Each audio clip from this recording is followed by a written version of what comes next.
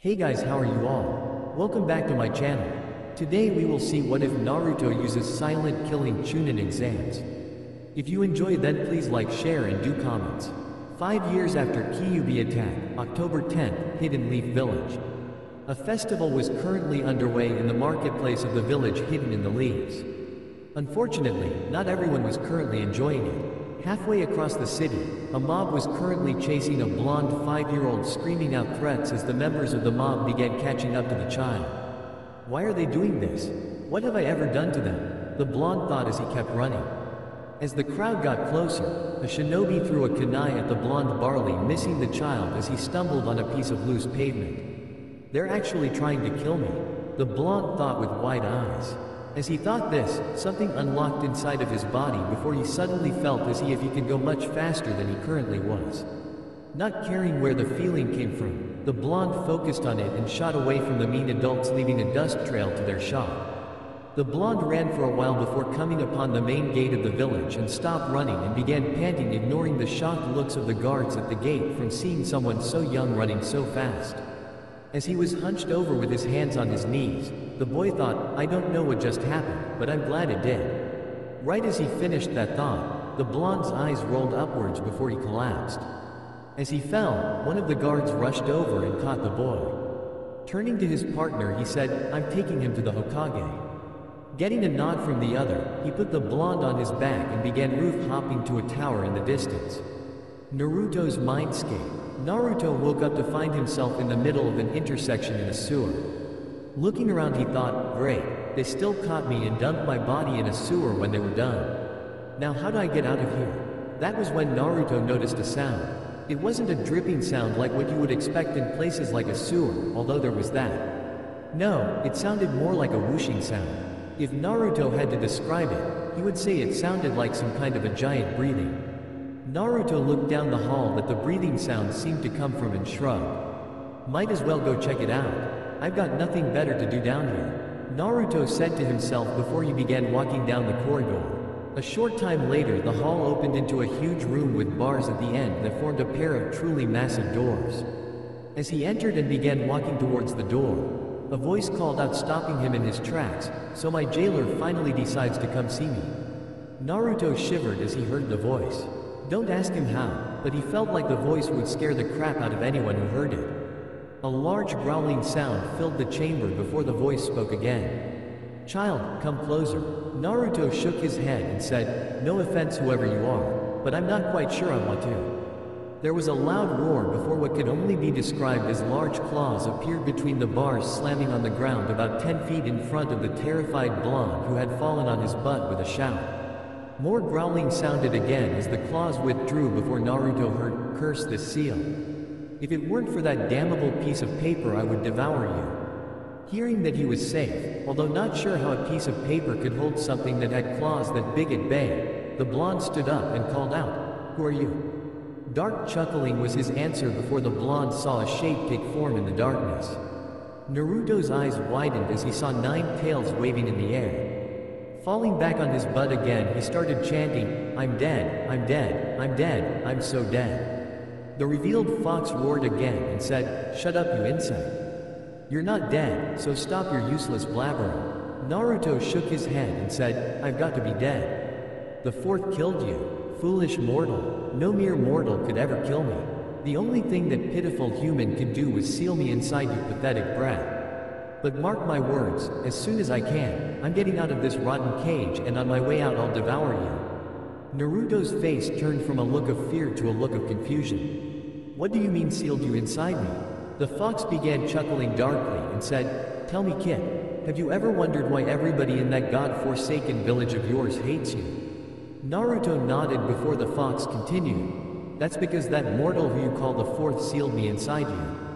You aren't dead, this is your mind. The blonde's eyes widened as he tried to process what he was hearing. Then he got angry as everything sunk into his mind as he remembered all the beatings he had received in his short life as well as all the names he had been called. Standing back up, he yelled, you mean to tell me you're the reason my life has been so bad? Why the hell did you even come here and attack us? Huh? Answer me. The Kyuubi roared again. The roar was so loud it actually sent the blonde flying for a few feet. Do not presume to command me, you insect. I may be imprisoned here, but that does not make me your slave. And as for why I attacked your village, if you must know, I got bored so I went to have some fun. Now get out." A wave of red energy rushed out of the cage and slammed into the blonde, forcing him out of the room and out of his mind. Hokage Tower. Hokage's office. As Naruto came to, he heard two voices talking. I swear Lord Hokage, he had been going Chunin level speeds before he stopped. And then once he got to the gate he just fell over out like light. I see. While I admit that it is hard to believe, why don't we ask Naruto what happened? He seems to be waking up now. Naruto opened his eyes to find himself in a familiar office on a couch. As he sat up, the man that Naruto had begun to see as a grandfather came up to the couch as the gate guard from before hung back. Kneeling down in front of the blonde, the Hokage gave his grandfatherly smile and said, "You gave us a bit of a worry, Naruto. How do you feel?" Naruto groaned before saying, "Besides the fact that my legs feel like I've been running for days, I feel fine, old man." Said old man nodded and said, "Speaking of running, Naruto, Katetsu here said that you had ran to the gate at pretty fast speeds. Do you mind telling me what happened?" Naruto shrugged and said, "I don't know. One moment I'm running for my life from another mob, the next a kunai nearly hits me and I felt like I could run faster than anyone in the village. I just focused on that feeling and the next thing I know I'm at the gates trying to catch my breath." Sarutobi raised an eyebrow and thought, did he unlock his bloodline? I thought that wasn't supposed to happen until he was 16. It must have been because of the kunai being thrown at him. The old man was brought out of his thoughts by a hesitant voice saying, "Old man?" The Hokage looked at Naruto, who was looking at him like he was trying to figure out if he should keep speaking. "Yes, Naruto? Was there something else you need to tell me?" Naruto nodded slowly and said in an unsure voice, "Well, you see, after I got to the gate, I ended up passing out and woke up in some kind of a sewer. I ended up meeting the Kyuubi." Naruto frowned as Sarutobi and Katetsu's eyes widened before continuing, "At least I think I did. That was one hell of a dream if I didn't. It said something about being sealed inside me and as being in my mind at the time." Sarutobi sighed as he felt a headache as big as the Hokage monument coming on. Rubbing the bridge of his nose, he said, "Katetsu, you are dismissed. I don't believe I have to tell you to keep what you have heard in this office to yourself. The last thing we need right now is anyone else learning that Naruto has talked to the Kyuubi." The guard nodded and walked out of the office, closing the door on his way out. Sarutobi then looked back at Naruto and said, "Naruto, there's a lot we need to talk about. First off, I'm afraid that that wasn't a dream. Unfortunately, nothing we could do could kill the Kyuubi. It was a form of solid chakra. Therefore, the only thing the fourth could do was seal it inside of you, giving his life in exchange." Naruto was wide-eyed as Sarutobi continued. "I was hoping that you wouldn't find out about that until you were older, but I guess there's nothing I can do about that now. Either way, we have something else that is possibly even more important to discuss. You remember that feeling of being able to run so fast that you talked about?" Naruto nodded and Sarutobi took out his pipe and stuffed it with tobacco before using a small fire jutsu to ignite it and took a deep draw to steady himself before saying, "That felling was your bloodline limit activating itself." Naruto's eyes widened as Sarutobi continued, saying, "It wasn't supposed to activate until you were 16, but it seems that your near-death experience unlocked it early. I was going to tell you about your parents then, and to be completely honest with you, I still want to wait for a while before I do. But your father was adamant about me telling you when your bloodline activated." Naruto frowned and said, "Why did you want to wait? You told me that you couldn't find anything about them." Sarutobi sighed again and said, "Naruto, you have to understand that both of your parents had many enemies, and if any of them ever learned that you were their child, they would stop at nothing to harm you in order to get revenge. They might even kill you. So I'm going to have to ask you to tell absolutely no one what I'm about to tell you. Understand?" Naruto looked down and nodded. Sarutobi nodded as well and said, "The first thing I suppose I should tell you about is your bloodline. It doesn't actually have an official name, but your father called it the slipstream." 7 years later, Hidden Leaf Village main gate. Katetsu and his partner Azuma were lounging inside the gate guard's booth with no one in sight when they heard a voice say, "Do you guys ever stay awake your whole shift? If I didn't know any better, I would say you two are being paid to sleep." The two looked up and saw a 12-year-old blonde in a regular shinobi outfit with a pack over his shoulder signing the check-in sheet. Kotetsu smirked and said, "Aw, you're just jealous that you don't have as easy a job as we do, Kitsune." Said shinobi simply smirked and shook his head before saying, "Whatever." Before seeming to disappear like he was never there, Izumo shook his head and said, "No matter how many times I see him do that, it still weirds me out to see him just disappear like that." Kotetsu merely chuckled with a, "Yeah," before placing his head back on the booth's counter and went back to sleep. Naruto reappeared at the door of his apartment and pulled out a set of keys before finding the right one and placing it inside the door's lock. As he turned the key, he thought, "I'm so glad no one lives up here with me. No awkward questions to answer if I ever just appear in front of someone." Once the door was unlocked, Naruto walked in and closed the door before heading to his room and putting the pack into his closet after pulling a scroll out of one of the side pockets. Naruto then grabbed an orange jumpsuit and changed into it before hanging his previous outfit in the back of the closet. Untying his headband, he then opened a secret compartment and placed it in before shutting it. Closing the closet door, Naruto walked back out of his apartment and locked the door before disappearing again. Hokage Tower. Hokage's office.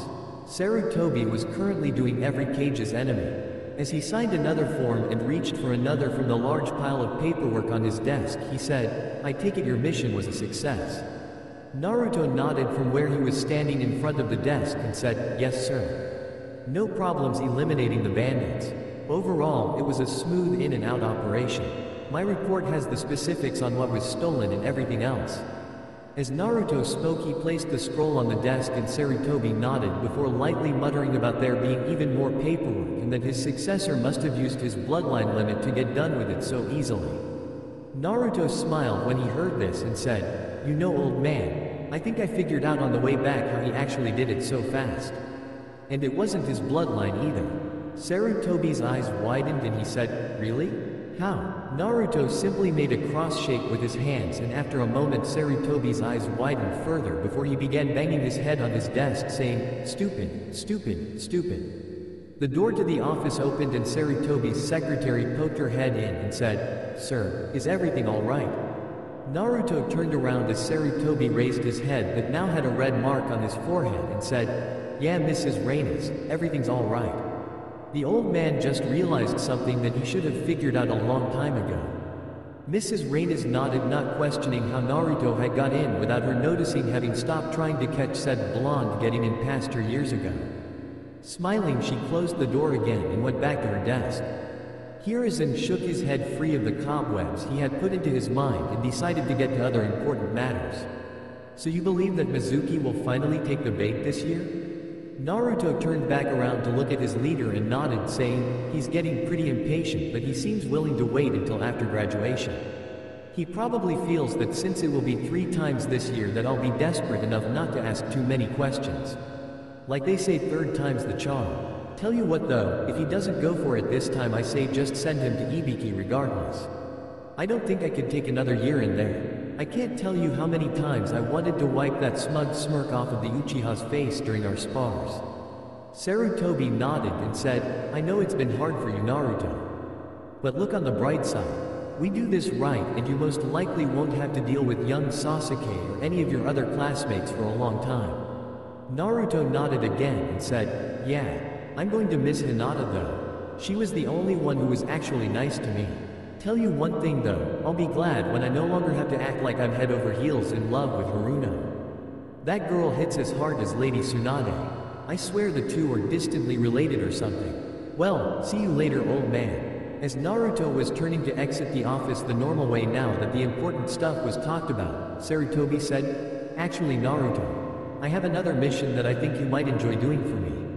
Naruto rose an eyebrow before catching the thrown scroll and unrolled it before smirking as he read what was written down. Looking back to his leader and nodding, he tossed the scroll back and said, "I'll get right on it. Take a look out your window at the monument in the morning when you hear the shouting start." Sarutobi nodded and said, "I'm looking forward to it." The next morning Sarutobi heard, "Hey guys, look at this," turning around in his seat just in time to catch the genjutsu that was over the Hokage monument fall. The old man fell out of his seat in laughter as he saw what Naruto had done to get everyone's attention for his mission. The fourth's head had 2 fingers painted next to it in the victory sign as well as its tongue sticking out, while the other Hokages were painted looking up as if they were shaking their heads in exasperation. Painted over the heads were the words, "The Hidden Leaf's #1 prankster strikes again." On the monument, Naruto gave himself a pat on the back before he heard, "Uzumaki." Naruto looked to the side and saw a team of 4 Anbu coming at him. He mock-paled before grinning like a madman and ran over to the edge of the monument before shooting off down the side with the Anbu right on his tail. What followed was one wacky chase as Naruto led not only the first team but 5 other Anbu teams on a merry chase through the city, with said blonde laughing the whole way. It wasn't long before almost every single Anbu was trying to catch him. 3 hours later, he dropped into an alley and grinned before disappearing and reappearing in the Hokage's office. Smirking at the old man who looked over at him, he said, "How was that for testing Anbu patrols, old man?" Sarutobi smirked as well and said, "I would say that was well done, Naruto. Now I think you should go on to class. Don't you agree, Iruka?" Naruto hadn't noticed that Iruka was standing inside the office until he heard, "Lord Hokage, you actually told him to do that?"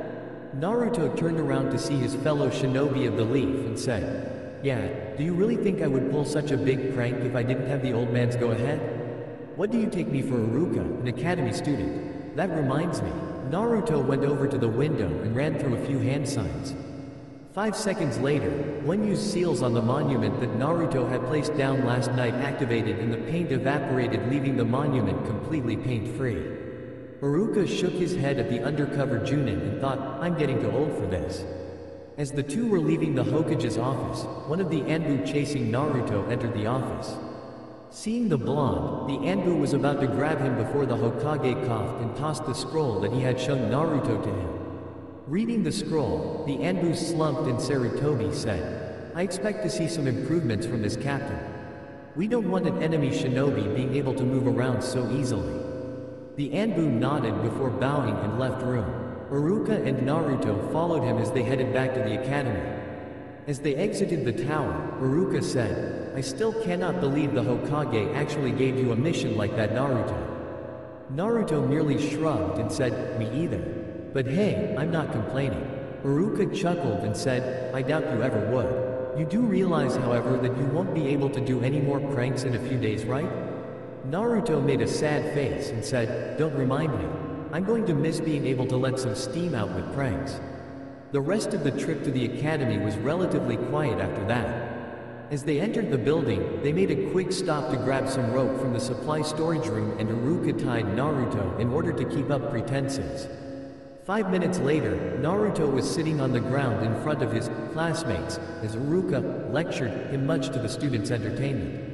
Once he was done, he turned to the class and said, "Now then, since Naruto decided that class was not important enough to actually attend, we're going to have a pop quiz on the henge jutsu."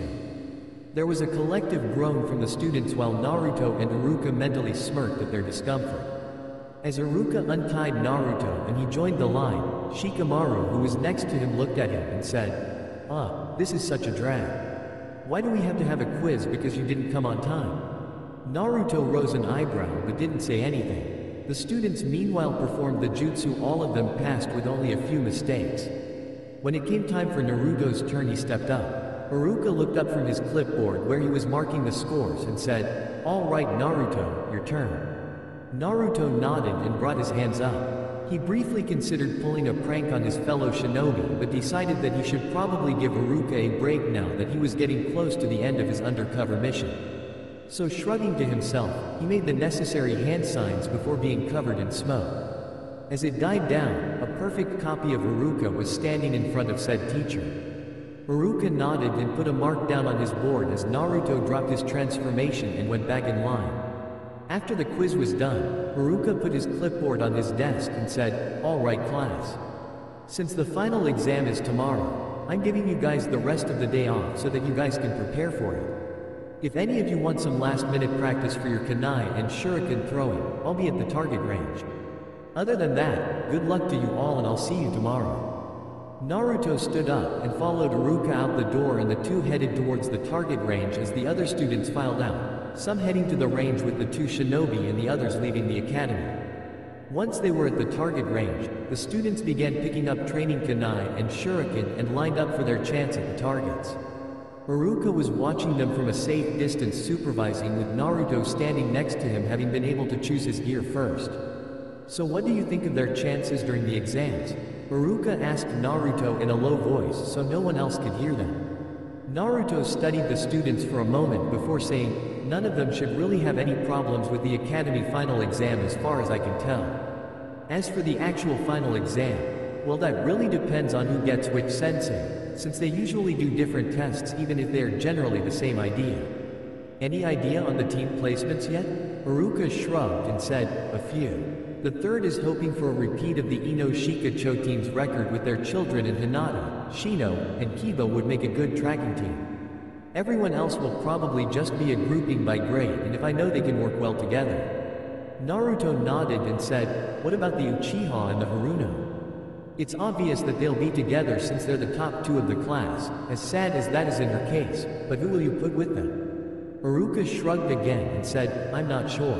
Truth be told, if you weren't undercover and your grades were an actual representation of your skills, then you would have been placed with them due to the balancing rule." Naruto made a face and said, "Thank God they're not them. I don't think I could stand being on their team." Haruka nodded and continued, "The Hokage said that he would handle it though, so we'll have to see." Naruto nodded before walking over to the line of students and took his turn, making sure to miss every once in a while. Scene change. Ninja Academy day of final exam. Naruto currently had his head on his desk taking a nap as the students were taking their ninjutsu tests. When his name was finally called, Naruto walked into the room where Haruka and Mizuki were. As he saw Mizuki, he mentally sneered and thought, "If this guy doesn't take the bait, I'm still going to bust his ass to Ibiki. Genjutsu on my written, chakra strings diverting my kunai enough to barely hit targets, and whatever he's going to try in here is more than enough to show he's a traitor in my book." Haruka was having similar thoughts about his ex-friend since he had seen the genjutsu when Naruto had turned in his test. Shaking his head of those thoughts, he said, "Okay Naruto, all you have to do is make 3 clones and you graduate." Naruto nodded and faked a look of concentration before he made the necessary hand signs. Just as Naruto decided to overload the jutsu as much as possible, he felt a slight genjutsu come over him, disrupting it even more. Naruto mentally shrugged and let loose with the fire hose that was his chakra anyway. A single poof of smoke appeared to his side before a clone that looked like it had been beaten by a horde of Sasuke's fangirls was on the ground with its right foot twitching. Haruka rose an eyebrow at the sight, having not only sensed the genjutsu but also how much chakra Naruto put into it, and thought, how is that thing not a shadow clone? Naruto really let loose on that one. Oh well, time to get this show on the road. Sighing, he said, "I'm sorry Naruto, but you failed." Naruto hung his head down as Mizuki tried to defend him, never noticing the smirk on the blonde's face. An hour later, Naruto was on the swing in front of the academy watching the students being congratulated by their parents. Feeling a pang in his heart at the sight, he thought, "I wish Mom and Dad were here." He was brought out of his musings as he heard whispering directed towards him. "He's the only one who didn't graduate. Yeah, well, good riddance. You know that he's the..." "Shush, we're not supposed to talk about that." Naruto mentally rolled his eyes and thought, "Close-minded fools." He then sensed Mizuki's presence and thought, "About damn time. Now let's see if he really took the bait or not." Scene change. Forest outside of the village. Naruto appeared at the designated spot for the transfer with the forbidden scroll on his back. Looking at his watch, he saw that he had 5 minutes before it was showtime. Deciding that he wanted an early warning on this one, Naruto crossed his hands and 4 puffs of smoke appeared. As the smoke cleared, revealing 4 copies of himself, he said, "Spread out and hide. Dispel yourself if you catch sight of the target." The clones nodded before giving salutes and took off into the forest. 2 minutes later, he felt one of his clones dispelling, telling him the traitor was almost at the meeting spot. Naruto dispelled the rest of the clones and sorted their memories before Mizuki landed in the clearing. "Naruto, I see you have the scroll. Were you able to learn a jutsu from it?" Mizuki asked, hoping to get Naruto in a sucker punch move. Naruto shrugged and said, "Didn't see much point since I can already use one of the jutsu in it." "Here, let me show you." Mizuki's eyes went wide as Naruto crossed his hands and a 20-foot radius ring of Naruto's surrounded the two. Naruto smirked as he tossed the forbidden scroll to one of the clones and pulled out his headband. As he tied it, he said, "Mizuki, as a Chunin of the Hidden Leaf Village, I have been ordered to bring you in for questioning." "Well, you come quietly?" Mizuki just stared for a moment before he began laughing an insane laugh and said, "Ha, that's a laugh, you demon brat. I have to admit that your genjutsu may have surprised me, but there is no way a dead last demon brat like yourself could be a genin, let alone a Chunin." Naruto smirked and said, "2 words, under-cover." And with that, he disappeared, causing Mizuki to look around frantically before he felt a burning feeling on his back. Screaming out in pain, Mizuki turned around trying to find the blonde but wound up with another line of pain going down his back again. If the traitor could see his back, he would have noticed his clothes burned around 2 severe burns on his back that was in a cross shape. Mizuki suddenly screamed in pain again as a burn appeared running down first his right arm and then his left. As he tried to figure out what was happening, a burn trail appeared along the backs of both his legs, causing Mizuki to scream even louder. Finally, a burn ring appeared around his neck. Mizuki finally couldn't take any more and fainted from the pain. Naruto reappeared with his hands in half-ram signs held loosely by his sides with blue chakras surrounding the straight fingers in a thin shell. Dropping the chakra technique, Naruto walked over to Mizuki, shook his head and said, "What a pansy," before taking out a spool of ninja wire and began tying the traitor. Once he was done, he took the scroll back from his clone before dispelling the ring. Picking up Mizuki in a fireman's lift, Naruto began heading to the Hokage's tower where his leader and the head of the interrogation department were waiting for his packages. A couple of days after the night that Naruto apprehended Mizuki, Naruto was talking with Sarutobi. They were in the ninja registration office but with Naruto's shadow clones keeping a lookout for any of his classmates. The two could have conversations and still have an early warning system to tell Naruto when he needs to leave before they arrive. "So mind telling me which teams you think will most likely make the cut, old man?" Naruto asked as he leaned back in the chair for the graduated students to sit in while the Hokage went over their id photos. Sarutobi gave a light nod and said, "Well, the younger Inoshika-cho team should be able to pass my son's test. The new tracking team comprised of Hinata Hyuga, Kiba Inazuka, and Shino Aburame under Kurenai Yuhi will most likely pass as well. And the final team to most likely pass would be Sasuke Uchiha, Sakura Haruno, and Sai, under Kakashi Hatake." Naruto rose an eyebrow and said, "Uncle Kakashi actually passing a team? Wow, either the civilian council ordered him to or it's going to snow in a desert somewhere. But who's this Sai person? I've never heard of him." Sarutobi sighed and said, "He's one of Danzo's trainees. Said that he would be a good balancer for the team since he is more capable than young Sakura and almost as good as young Sasuke." Naruto narrowed his eyes when he heard the elder's name. The man had tried to approach Naruto more than once as he trained to become a shinobi, but he gave Naruto really bad vibes whenever he did. One of Naruto's clones suddenly dispelled itself, telling him that a little kid was coming towards the office with a shuriken in his hand. Frowning at the unusual sight, he looked over to the old man and signed what his clone had seemed to him. Sarutobi sighed before signing back not to do anything right as the door opened and said kid came in running with the shuriken held haphazardly up high and yelling out, "On guard, old man. Today is the day I finally defeat you." Unfortunately, the kid tripped on his scarf halfway to said old man. The kid groaned before getting back to his feet and said, "What tripped me?" Turning to Naruto, he said, You tripped me, admit it. I would have gotten the old man if you hadn't." Naruto shook his head and thought, "This must be the old man's grandson, Konohamaru, that I've been hearing about. I had wondered when I would meet him." Standing up, he went over to Konohamaru and kneeled down before plucking the shuriken out of the kid's hand faster than he could see and said, "Okay, first of all, you tripped on your scarf. Either shorten it or stop wearing it completely for a few years because you're still too young to actually wear it the way you are. Second, you were holding this wrong. You hold it the way you did, you're more likely to cut yourself than your enemies. You have to hold it between your fingers. And third, what the heck were you thinking of trying to take on the Hokage with a full-out charge? If you were an enemy, he could just kill you with a focused blast of his killing intent. The kid was staring at Naruto for a moment before he shook his head and opened his mouth to say something when the occupants of the room heard, "Honorable grandson? Are you in there?" A special Junin came in through the open doorway before noticing Naruto crouched down in front of his charge.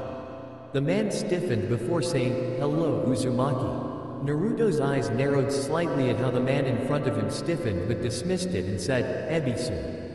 I take it this kid is your charge?" Ebisu nodded and said, "That's right. I have been handpicked by the Lord Hokage to train his honorable grandson." Naruto shook his head and said, "Why does everyone feel the need to call him that?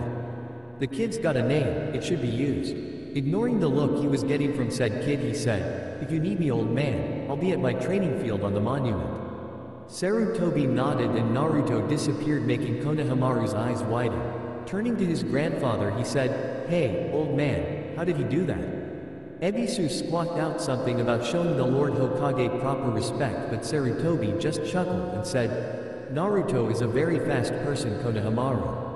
Ebisu pushed his sunglasses higher up his nose and said, "Be that as it may, I still think he's too young to be a Junin Lord Hokage."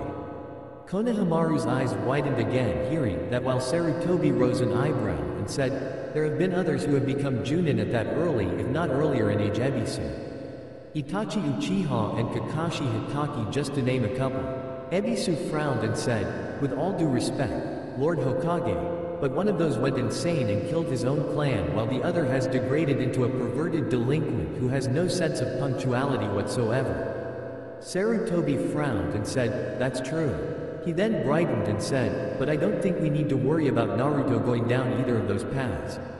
Especially the on-time part. Hard to be late for anything when you can get from one side of the village to the next in less than 5 seconds. Ebisu was about to concede that point when he noticed that his charge had slipped away at some point in time. Looking around frantically, he said, "Where did the honored grandson go?" Sarutobi chuckled and said, "I think he went to go find Naruto. He certainly seemed to have made an impression on him." Said blonde was currently throwing kunai at targets in his training field on the Hokage monument behind a thin strip of woods, hiding it from any of the occasional visitors to the monument. It was a good place for him to train since it was a wide open place that allowed him to place various targets around the area that he could work on his speed against, and also had woods all around that he could work on moving through at high speeds. Throwing another kunai into a target, he said, "You know, Konohamaru, if you want to talk to me, you're going to actually have to come out of hiding." Said kid came out from behind a tree and said, "How did you find me? I thought my hiding skills were the best?" Naruto rose an eyebrow and said, "Maybe for a kid who hasn't had any of the stealth classes in the academy, but it would be pretty obvious to anyone Genin or higher. Especially since you weren't trying to hide your chakra presence. So what did you need?" Konohamaru looked down for a moment and then said, "Teach me." Naruto's eyebrows shot back up and he said, "Teach you? Why would I do that? Don't you already have a teacher?" Konohamaru looked him in the eye and said, "Yeah, but he never teaches me anything. He just keeps saying that if I do what he says that I'll become Hokage quicker. And he never calls me by my name. He just calls me honored grandson just like everyone else. You are the only one besides my family to actually call me by my name." Naruto sighed and said, "Konohamaru, I can't be your teacher. I have missions I have to go on." Konohamaru looked back down before Naruto continued, "But I should be able to show you a thing or two every now and then." Konohamaru's head snapped back up and he said, "Really?" Naruto nodded and said, "Yup. Why don't we start with something pretty simple? Come on over where I'm standing and I'll show you the proper way to throw a kunai."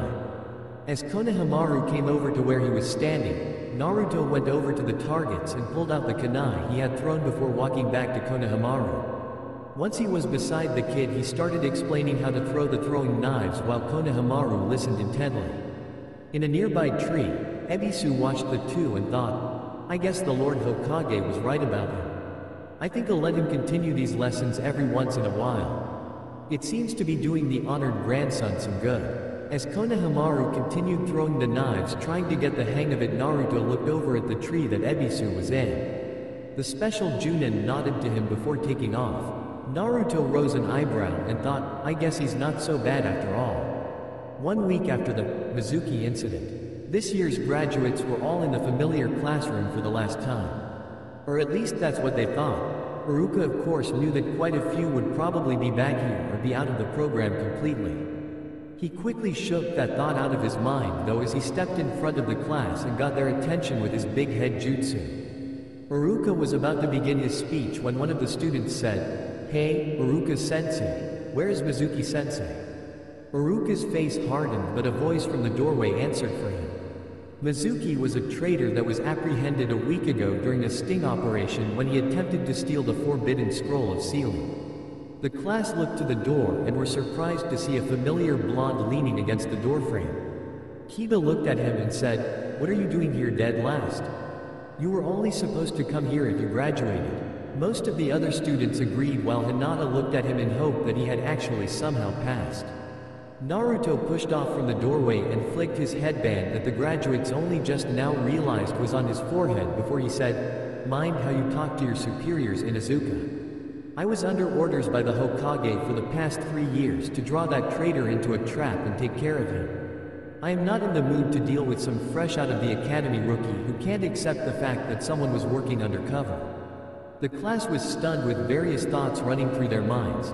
Some were re-evaluating what they thought they knew about the blonde, while others were furious that the dead last had apparently been stronger than he let on. Guess who? Meanwhile, Hinata was just confused. She was glad that Naruto had failed on purpose, but was beginning to wonder how much of what she had seen of the blonde that none of the others did had been real if it all was just an act.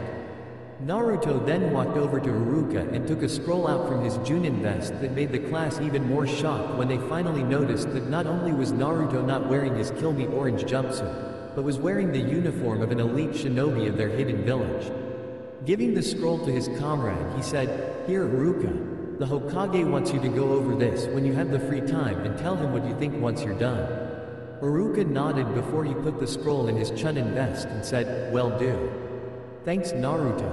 Naruto nodded before he turned to face the class and gave a quick salute before seeming to disappear into thin air. Haruka chuckled at the dumbfounded looks on all of the students which snapped them out of their shock and began shouting out questions.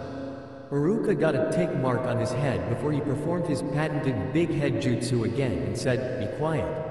Now then, allow me to explain a few things that are to be expected of you and then I'll get to the teams." 10 minutes later, Hinata was sitting on a bench by herself as she slowly ate her lunch as she tried to make sense of what she and the rest of the graduates had been told before their teams were announced. "Mind if I join you for a moment?" Hinata looked up and saw the blonde that she admired standing in front of her.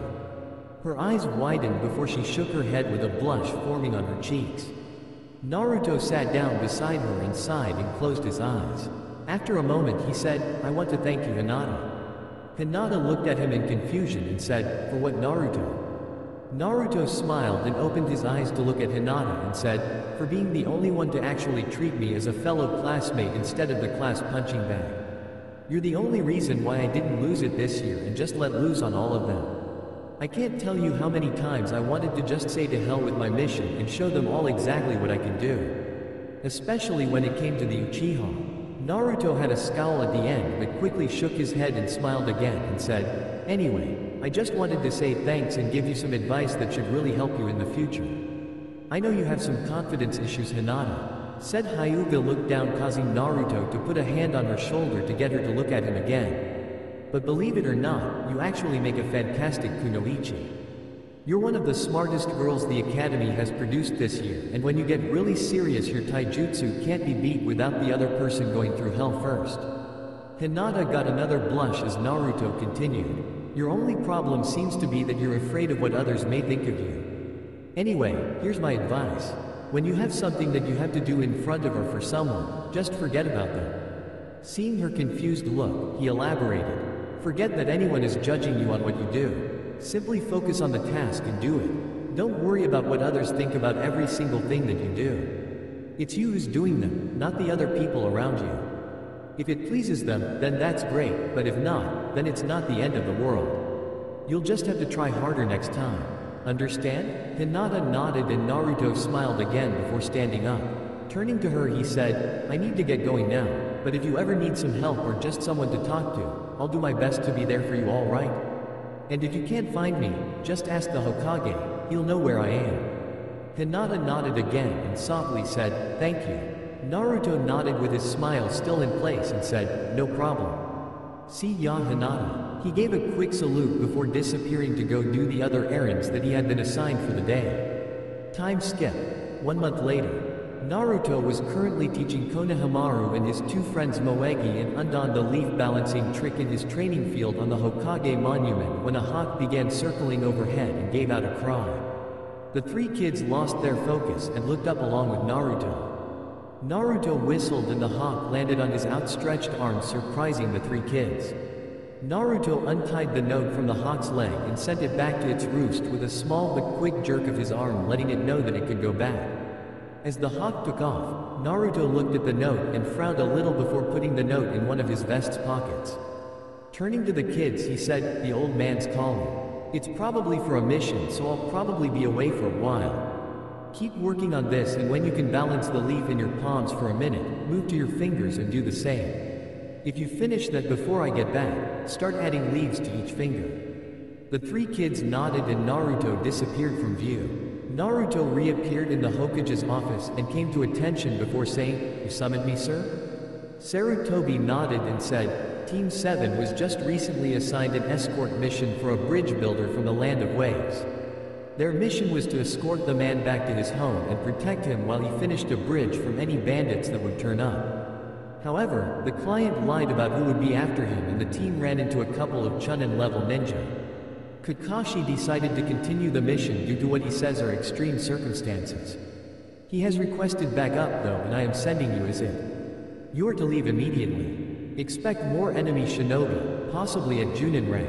Any questions?" Naruto shook his head and Sarutobi tossed him a scroll that Naruto caught before giving a salute and disappeared again, heading to his apartment to pack for the trip. Once Naruto had everything he would need, he quickly went to the village gate and showed Katetsu and Izumo his mission scroll as he signed himself out. Once that was done, he quickly focused on the sense of extreme speed and took off. Minato Namikaze's Hirashine Jutsu is heralded as a masterpiece of seals. Nothing could be further from the truth. The Hirashine was nothing more than Minato using his bloodline. When a bearer of the slipstream bloodline uses it, they move so fast that they get tunnel vision, making it very dangerous to use in a combat situation. And that is where the pronged kunai comes in. Each seal on the kunai actually contains some of Minato's chakra that would steadily pulse it out, allowing him to know where everything was around him. Now Naruto may not have any of the special kunai, but he could do one better whenever he joined the slipstream. Naruto instead put his status as a Jinchuriki to good use. With his seriously massive chakra stores, Naruto could send out a constant wave of chakra, giving him a real-time chakra field of vision that negated the tunnel vision effects of using his bloodline.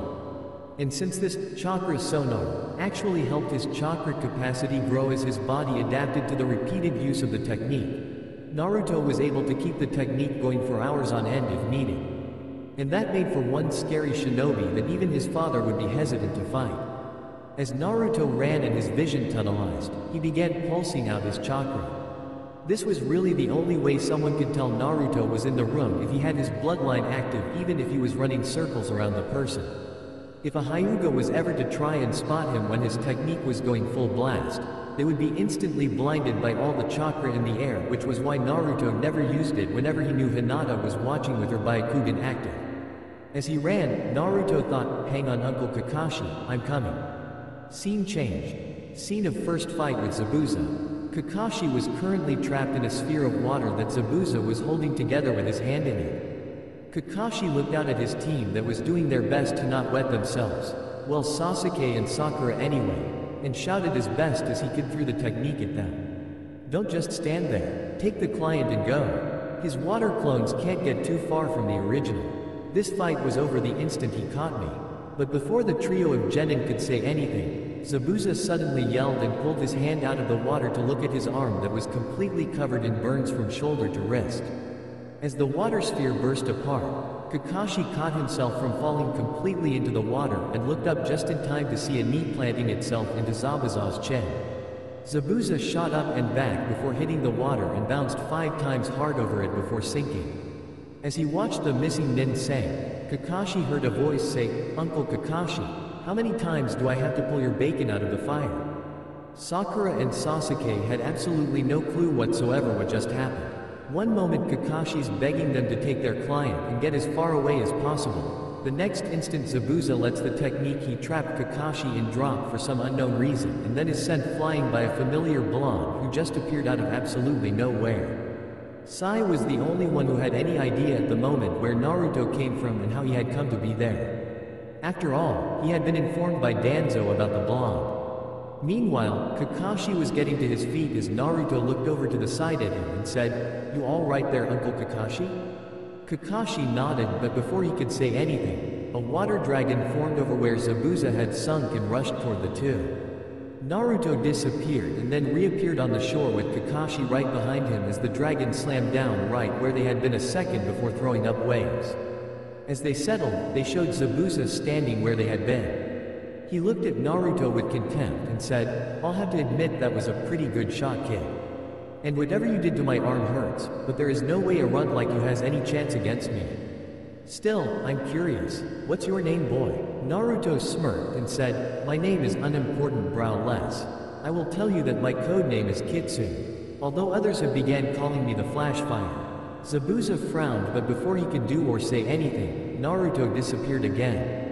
As Zabuza began looking around for the brat, he began sensing a ton of chakra permeating the air. It was like when he used the hidden mist jutsu, only it was 5 times more potent. Back on the shore, the 3 genin felt it as well. Sakura looked around with wide eyes and thought, is all this Naruto? How could he have this much chakra? Sasuke clenched his fist and thought, is this how much the dead last was hiding? I should have that power, not him. Sai was merely observing to the best of his abilities. Danzo had always told him and the rest of the Root Anbu that Naruto had the potential to be even better than the 4th and to consider themselves lucky if they ever witnessed him in action. Tazuna meanwhile was just trying to figure out how a boy no older than his escorts could just disappear like that. Kakashi was most likely the calmest out of everyone as he simply waited for Naruto to make his move. He was ready to be the backup for his sensei's son if he needed it, but he highly doubted he would. Then Naruto's voice sounded from all around at once, reminding the 3 genin and bridge builder what Zabuza had done just earlier. There are 4 types of burns. 1st degree, 2nd degree, 3rd degree, and 4th degree. Which burn should I use today?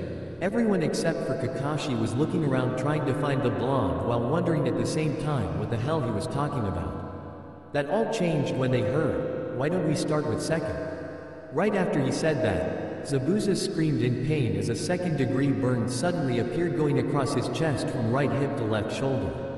Right after, his left arm became completely covered in burns just like his left one, only these were much more painful. Even from the distance the genin were at, they could see the big blisters that were already beginning to form. Zabuza then yelled again and turned around trying to hit something behind him, showing everyone the 5 X-shaped burns on his back that were placed with one right in the middle with the other 4 connected with one on each of the 4 lines of the center one. Zabuza roared in pain again as his pant legs burned near the back of his knees, showing even more burns there. He then shouted out, "Where the hell are you?" Everyone then heard chuckling before Naruto said, "What's the matter, Zabuza? I thought you were a master of silent killing. Surely you can find one little kid without too much problems, right?" Before Zabuza could say anything though, he flew to the side before abruptly switching directions constantly like he was a pinball stuck in the bouncer section of an invisible pinball machine. Finally, after a minute of this, he was suddenly sent flying into a tree trunk. Zabuza screamed out in pain as the burns on his back hit the tree trunk, causing the blisters to pop. Naruto reappeared on a tree branch to his right. Zabuza looked up at him and said, "What are you?" Naruto looked down at him and said, "Your worst nightmare." All of a sudden, 3 senbon needles embedded themselves in the side of Zabuza's neck, causing him to slump over dead, startling everyone else. Naruto hopped down and said, "You sure took your sweet time, Hunter Nin." Everyone looked up to where Naruto was looking and saw a Hunter Nin of the Mist who looked to be no older than Naruto and the genin. He can only be about as old as Naruto, but he's a Hunter Nin already. Naruto I can understand since he uses his bloodline, but for a Mist Shinobi to be a Hunter Nin at such a young age, how strong is this guy? Kakashi thought as he studied the kid. Sasuke was fuming. Damn it, first the dead last, and now this new guy. How many people my age are there that are stronger than me? I need more power. It's the only way I can kill him. Sakura was still shocked at how sudden Zabuza had been defeated and then killed, while Tazuna was just glad that it was all over. The hunter Nin dropped down to the ground near Zabuza's body and said, "My apologies, but it was apparent that you had everything under control. Besides, I'm not sure I would have been able to handle Zabuza if you hadn't worn him down like you did. Now if you will excuse me, I must dispose of the body." The hunter Nin made a hand sign and then disappeared with the body in a whirlwind of leaves. Kakashi lowered his headband covering his Sharingan eye and slumped a little before saying, "I'm glad that's over." Naruto looked over and noticed his uncle's slumped over form and said, "Does that thing still drain you as bad as before, Uncle Kakashi?"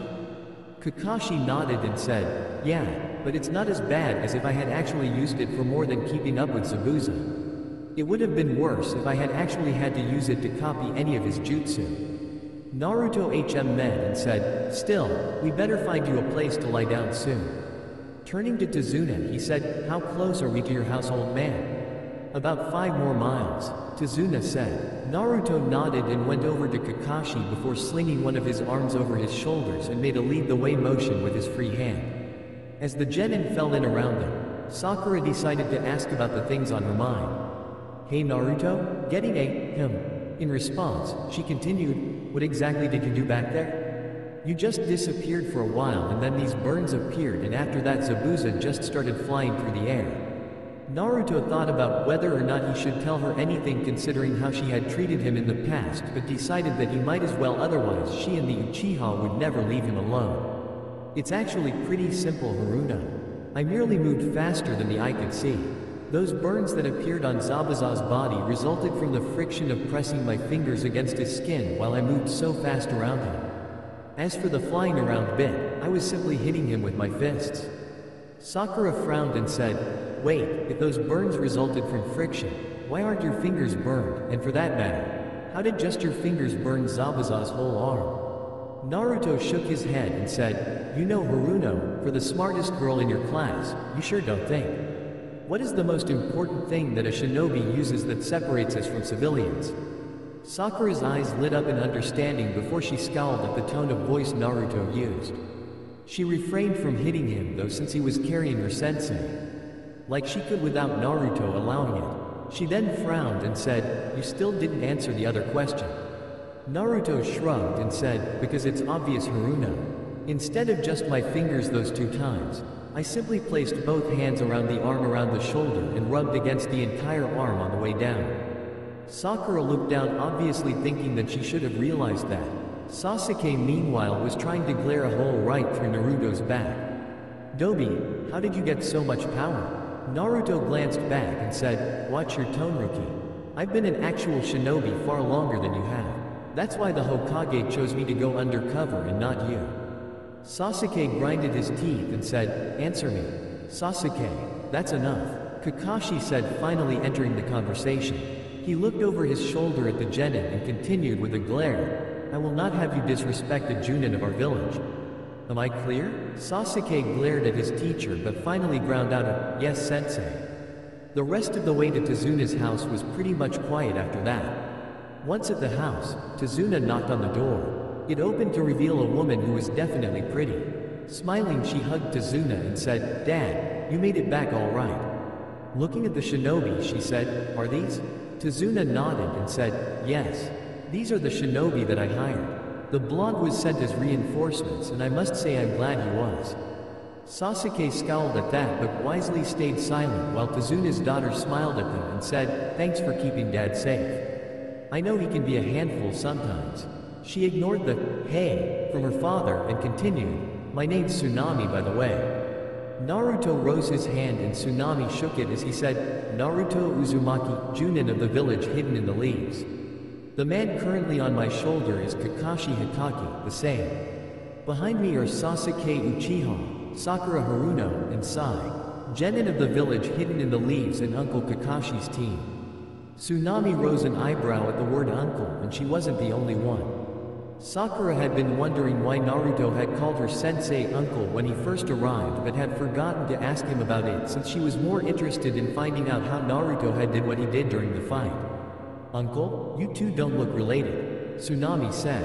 Naruto chuckled and said, oh, we're not. Not by blood anyway. I guess you could say he's a family friend of mine. Now I don't mean to be rude, but if it wouldn't be too much, could we lie him down somewhere? He drained himself pretty badly during the last fight. Tsunami shook her head and moved to the side and said, of course. Sorry about that. Just put him upstairs in the guest bedroom. Naruto nodded and entered the house followed by the others. The genin sat themselves around the living room once they entered, leaving Naruto by himself as he helped his mentor up the stairs to the guest room. Once there, Naruto gently laid Kakashi down on the bed before going to the door and making sure that they were alone. Finding no one coming up the stairs, Naruto closed the door and placed a privacy seal on it before turning back to Kakashi, who had been watching him. So you figured it out as well? Kakashi said in a serious voice. Naruto nodded and said, yeah, that hunter went right for the neck with those needles of his. Less muscle there to get in the way of a pressure point shot. How long do you think we have? Kakashi thought and then said, at least a week. That's how long it will take him to recover from the fake death state. Maybe a little more if they try to fully heal the burns you gave him. Naruto frowned and said, I shouldn't have played around with him. I should have just stabbed him in the heart when I first got here. Kakashi shook his head and said, we both know that you hate taking a life so carelessly. And there's nothing we can do about it now but prepare for them. We're going to have to get the genin up to speed. We should probably teach them tree climbing. Naruto's eyes widened and he said, you haven't taught them that yet? What have you been doing for the past month? Kakashi frowned and said, trying to get them to work as a team. What's the point in teaching them high-class moves and jutsu if they wind up not caring if they hit their teammates or not? You've never had problems working with others, but with them, they can't even agree on who cleans up what part of a part. Naruto sighed and said, I see. Well, in that case, I don't really blame you. I guess while you're teaching them, I'll guard Tazuna. Get some rest, uncle. We can tell the rooks tomorrow. Kakashi nodded and Naruto turned around and took down the privacy seal before stepping out the door. Closing it softly, he walked down the stairs and entered the living room. Sakura looked up as he came in and said, Naruto, how is sensei? Naruto shrugged and said, he's fine, Haruno. A little tired, but nothing that a good night's rest shouldn't cure. Make sure you guys get a good night's rest tonight as well. I know for a fact that Kakashi is going to give you guys some hard training tomorrow. If any of you guys need me, I'll be outside setting up some patrols with my shadow clones. And then I'll be on the roof. Naruto turned and left the living room again and left the house itself.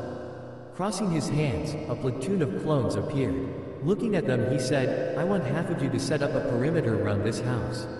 The other half head to the bridge and make sure no one tries anything funny with it. The clones all saluted before taking off to complete their task. Naruto then turned towards the house and jumped up onto the roof and settled down. And now we wait. The next morning, Kakashi joined everyone at the table for breakfast. As he sat down, he said, guys, there's something important that we have to tell you.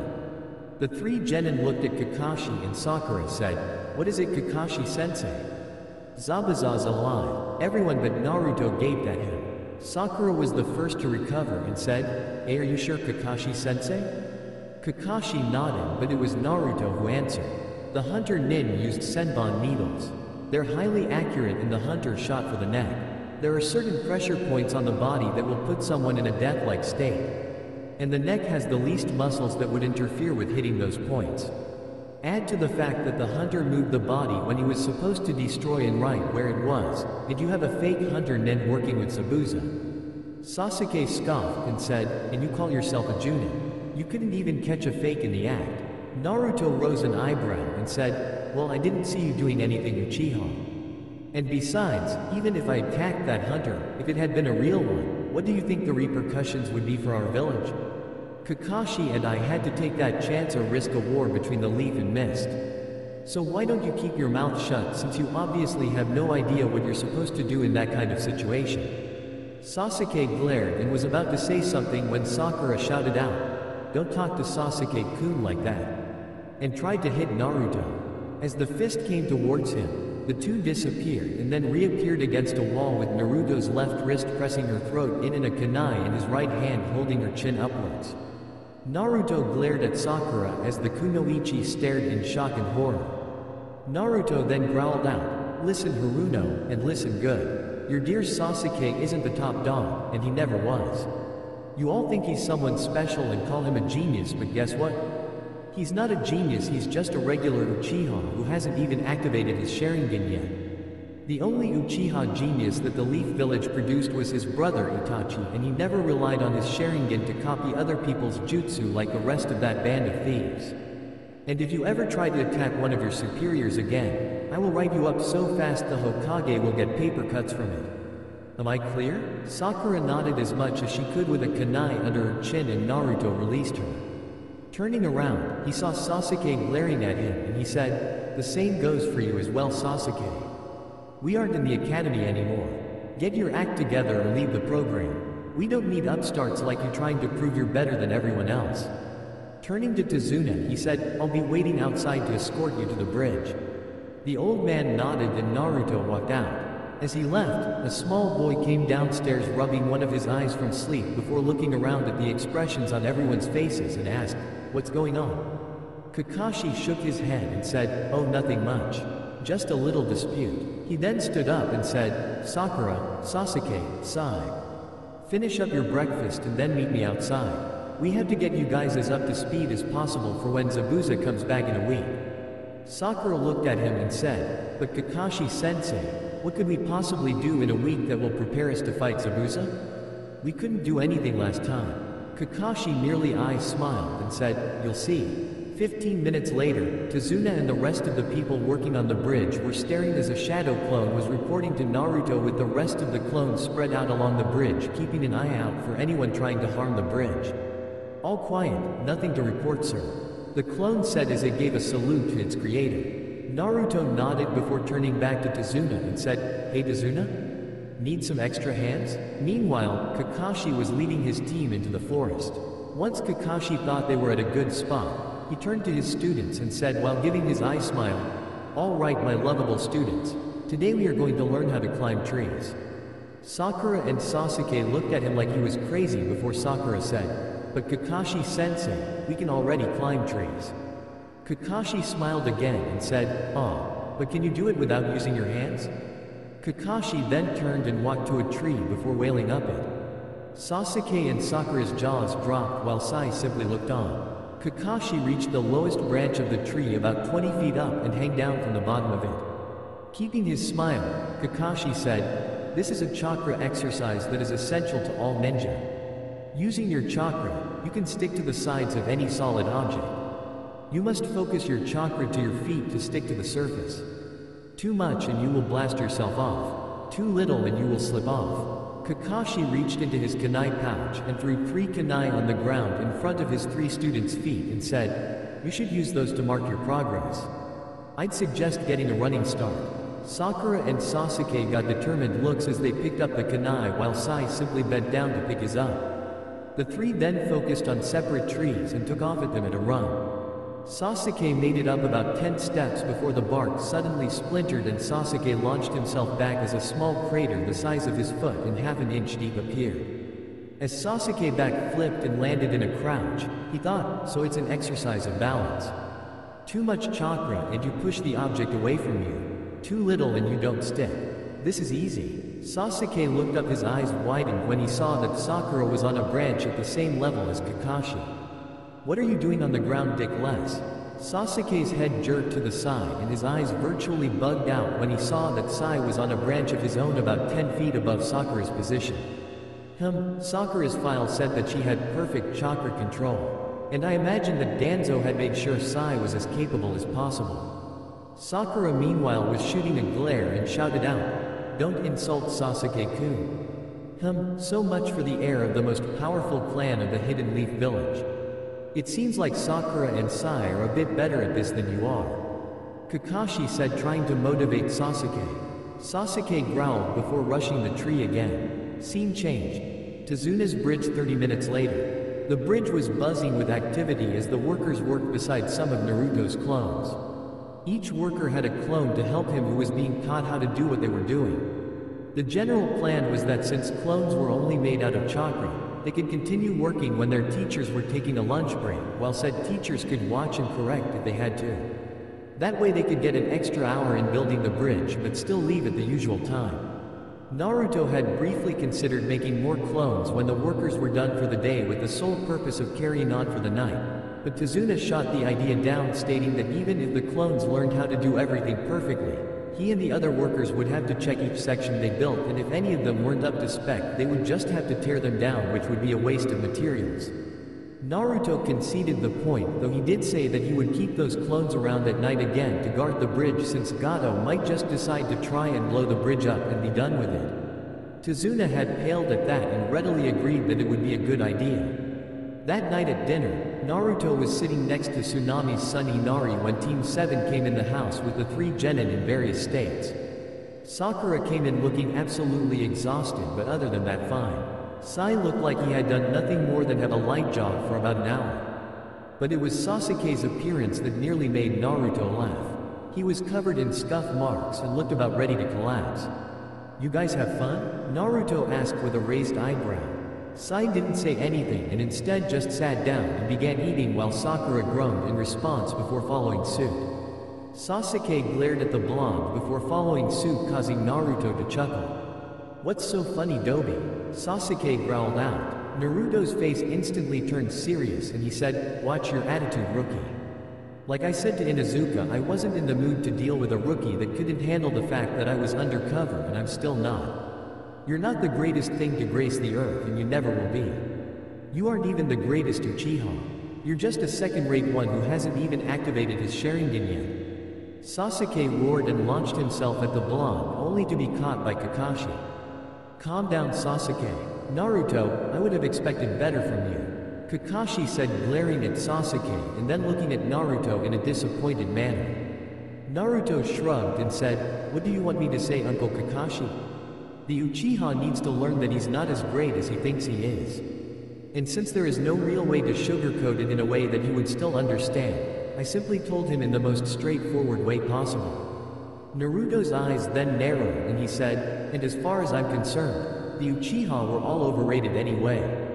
They were nothing but thieves stealing the hard work of others. The only one who wasn't like that was Itachi. No wonder he went and killed the rest of his clan. He must have gotten sick of all their arrogance." Sasuke roared and struggled to break free of Kakashi's grip and shouted out, "You take that back." Naruto stood up and began walking out of the kitchen. As he passed through the door he called out, "Why would I take back the truth?" An hour later, Kakashi came out of the window to his room and found Naruto staring at the moon. As he sat down beside him he said, "I really wish you wouldn't antagonize my students, Naruto." Naruto simply sighed and said, "I'm sorry, Uncle Kakashi. Really, I am, but considering what I went through last year, especially at the hands of those two, I find it real hard not to. Haruno, I may change my mind about if she gets her act together, but the Uchiha is a real piece of work that needs to be brought back down to earth. Asking me to be nice to him would be like asking me to move the Hokage monument by myself. It just can't be done, especially considering what that clan has done to me in the past." Kakashi sighed and said, "I know where you're coming from, Naruto, you know I do. But they're my responsibility. Just try not to start any more fights, alright?" Naruto nodded and said, "I'll try, Uncle Kakashi. I promise." Kakashi nodded as well before heading back to his window and said, "Good night, Naruto. Don't stay up too late." "Yes, mother," Naruto said with a smile, earning a chuckle from his fellow Chunin. Scene change. Zabuza's room in Gato's base of operations. Zabuza hissed in pain and then sighed in relief as his tool placed some more cream on the burns on his back. Thanks to Gato, Piku had been able to procure fast-acting medicine for the burns that the blonde had given him.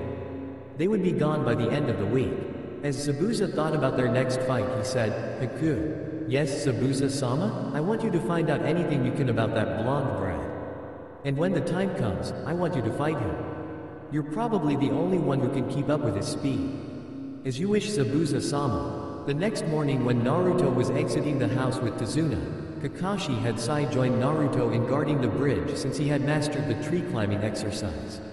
When Naruto had asked him why he wasn't going to teach the boy water walking, Kakashi simply smiled and said, "I'll leave that to you." Naruto had simply rolled his eyes and motioned Sai to follow them. When the trio reached the bridge, Naruto dispelled the clones from the night before and replaced them with a fresh batch. No use giving himself a massive headache by absorbing more than a full day's memories from so many clones all at once. Naruto then created 2 more clones. One to stick with Tazuna and the other to show Sai how to walk on the water to the bridge. Once everything was taken care of at the bridge, Naruto took off, shocking all of the workers by seeming to disappear in thin air. Naruto joined the slipstream and took off to explore the island a bit. While he could have sent clones to do this, it was much quicker for Naruto to do by himself, since he could use his chakra sonar technique and not worry about being dispelled when he ran out of it. First though, he wanted to see how his former classmates were doing. Scene changed. Team 7's training area. Kakashi suddenly sensed a ton of chakra coming from the direction of the unfinished bridge and thought, "Here he comes." Right after that thought, he said, "Hello, Naruto." Naruto smirked from his position next to his fellow Junin and mentor and said, "Hey Uncle Kakashi. Just wanted to see how they're doing and tell you that I'm going to look around a bit." Kakashi nodded and said, "I have no problems with that. But if you find Gato's base, don't do anything drastic without telling me first. No telling what would happen if we acted too hastily. And as you can see, they're doing fairly well." It was true. Sasuke had made it about halfway to the top, while Sakura was resting in one of the highest branches. Naruto nodded before he gave Kakashi a salute and took off again. True to Kakashi's prediction, Naruto had found Gato's base. As he studied the base from a high tree branch, wondering if he should go ahead and scout it, he spotted a figure that looked like a boy his age exiting the ramp and entered the woods. Deciding to follow the boy, he dropped down from the tree and began following him using his high Junin stealth to follow him without chakra. He had a theory who the boy was, and it would do him no good to tip off the kid by using chakra if he was right. Following the boy to a field where he began picking herbs, Naruto considered his options. He could either confront the guy now and possibly save himself the trouble of having to fight both him and Zabuza at once at a later date. He could just leave the boy alone and hope for the best, something that Naruto really did not want to do. Or he could try to learn as much as he could about the boy. Naruto then remembered Kakashi's order. Even though the two were both Junin, Kakashi had superiority out in the field due to him having been a former Anbu captain before he left and became a regular Junin. Deciding that his third option was still within his order's parameters, Naruto moved around the clearing to make it seem like he came from the village. Once he was in place, Naruto began walking into the clearing. The boy quickly caught sight of him, and Naruto noticed the boy almost imperceptibly stiffening when he saw who it was, confirming to Naruto that he was aware of who he was facing. Naruto put on a warm smile and said, "I must admit, I wasn't expecting to find someone way out here." The boy smiled as well, though Naruto noticed most of it didn't reach his eyes, and said, "Well, this is the best place to find the herbs that I need." Naruto nodded and said, "True. Some of these herbs are pretty good for medicine. Take this one for example." He bent down to pick up a herb he recognized and said, "This one is a good one for treating the pain that comes from first and second degree burns if mixed with a couple of others and turned into a paste." The boy cocked his head and said, "You seem very knowledgeable about them." Naruto chuckled and said, "I had to be. I can't tell you how many times I've burned myself." The boy rose an eyebrow and said, "Really? You don't look like you've been burned often." Naruto smirked and said, "And you don't look like you're actually a boy with that pink kimono, but we all like to hide certain things from others." The boy stiffened just a little and said, "Yes, that's true." Naruto then shook his head and said, "Where's my manners? I'm Naruto." The boy gave another one of those smiles that didn't quite reach his eyes and said, "Hiku." Naruto nodded and said, "So, you collecting these for someone who needs them, or are you like me who likes to have some handy in case of emergencies?" Hiku looked hesitant before he said, "These are for someone that's a precious person of mine." "Tell me, Naruto, do you have anyone that is precious to you?" Naruto cocked his head, trying to figure out where the boy in front of him was coming from, but said, "Yeah, I've got a few." Hiku smiled again, and this time it did meet his eyes as he said, "Then you must be truly strong, for I believe that it is only when you are protecting something that is precious to you do you become truly strong." Naruto smiled and said, "A good thing to believe." He then frowned and said, "Unfortunately, I know one person who would not agree. His whole clan was killed and he's obsessed with revenge. All he cares about is getting stronger and he thinks that everyone else is just dragging him down." Haku frowned at this but shook it off and said, "Maybe he will come to his senses someday." "Yeah, maybe," Naruto said softly before seeming to brighten up a bit. Smiling at Haku, he said, "Well, I better get going. See ya, Haku." And with a two-finger salute he turned around and disappeared, making Haku go wide-eyed. As Haku recovered from his surprise, he thought, "I hope I can match his speed when the time comes." As Naruto ran, he thought, "Now that is one interesting kid." Naruto and Sai were seated next to Tazuna and Tsunami as they ate their dinner, waiting for the rest of Team 7 to come in from training.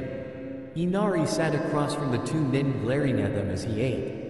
Hearing the door open, Naruto sent a quick chakra pulse that was so small, only a sensor could sense it if they weren't right next to the blonde. Sai rose an eyebrow as Naruto went back to eating, unconcerned with whoever was coming in. Sai understood why as Kakashi walked in with a slightly exhausted Sakura and a moderately tired Sasuke following him. As the three sat down, Kakashi turned to Naruto and said, "So how did Sai do?" Naruto shrugged and said, "About as well as could be expected. He got the concept almost instantly, but as we both know, it takes more than that when it comes to walking on any kind of liquid." Kakashi nodded as Naruto continued. He was able to stand after about half an hour, but it took him a bit longer to learn how to walk around a bit without sinking. He still can't do it while fighting though, so we'll have to work on that tomorrow. Kakashi nodded before he began eating. Turning to the other two genin, Naruto rose an eyebrow and said, "And how are you two doing?" Sasuke glared at him while Sakura hesitantly said, "I pretty much have it completely mastered. Right now Kakashi-sensei has me running up and down as many times as I can to build up my chakra reserves. And Sasuke-kun is a little over 3/4 of the way to the top." Naruto nodded as Sasuke sent Sakura a glare for telling the blonde that he still felt was a dead last, that he hadn't reached the top yet. "Why do you even bother?" Inari asked as he glared at them all. "Come again?" Naruto asked as he took another bite and swallowed before looking at Inari in curiosity. "I said, why do you even bother?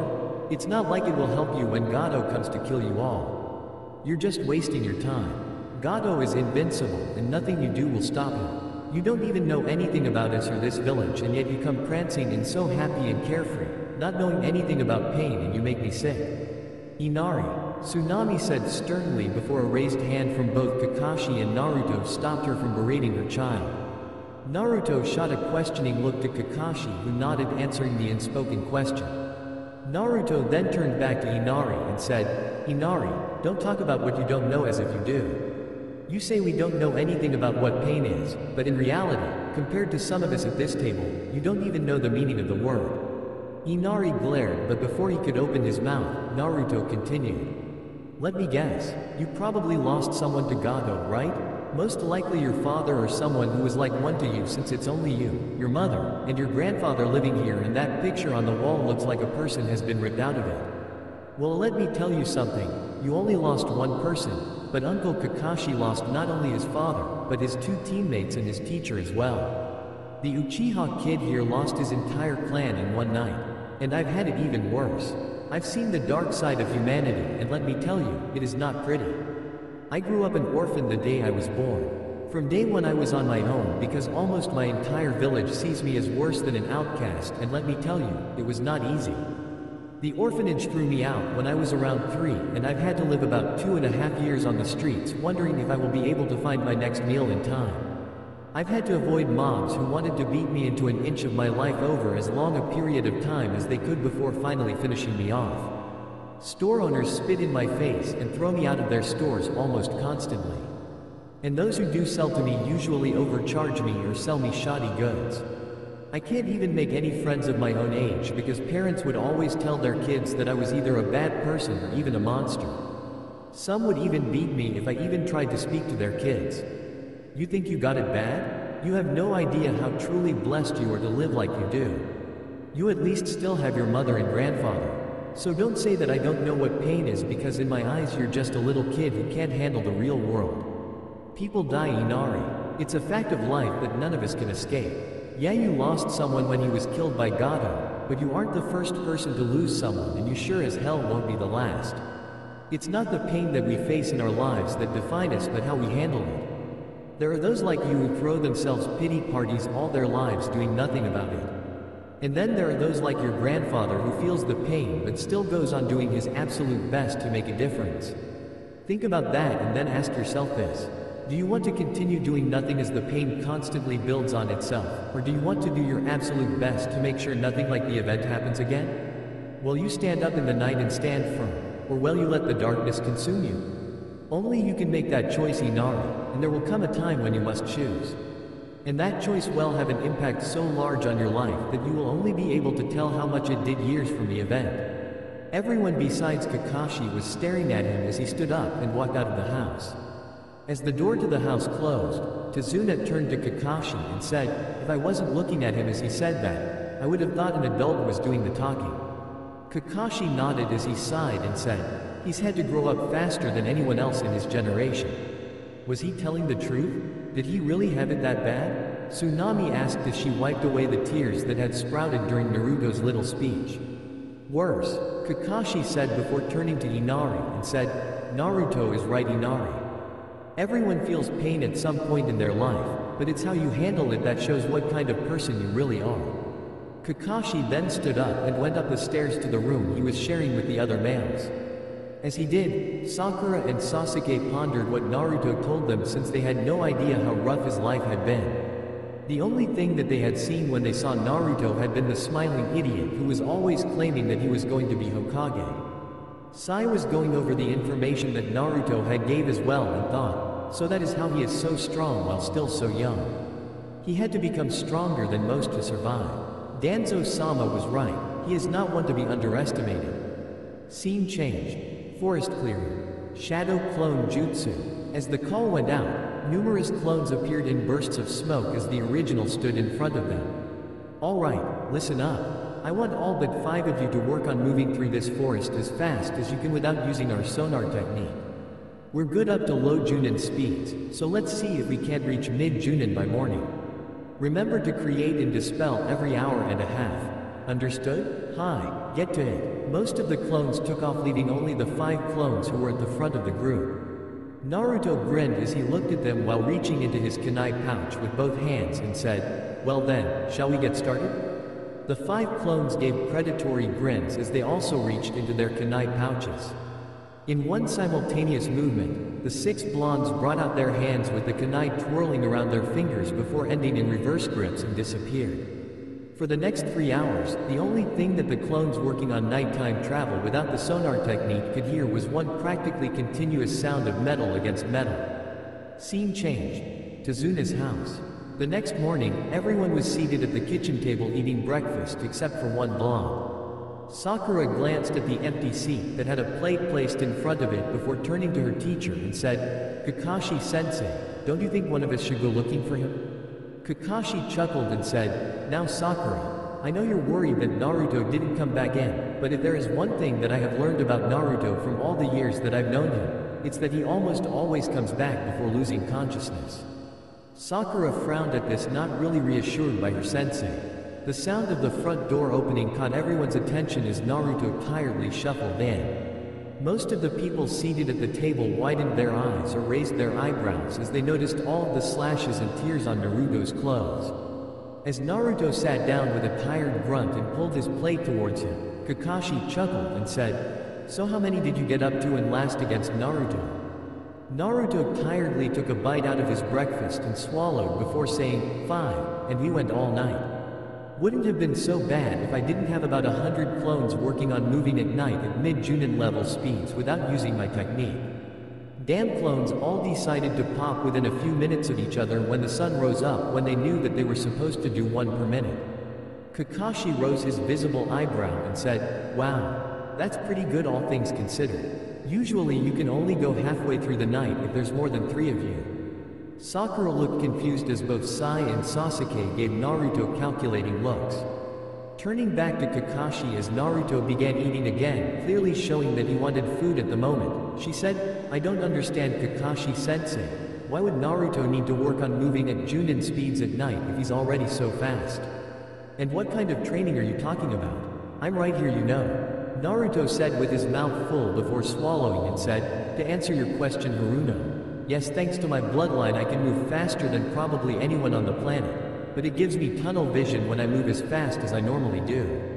To counteract it, I use my huge chakra reserves to make a constant field that is moving away from me that I use sort of like echolocation to be aware of my surroundings.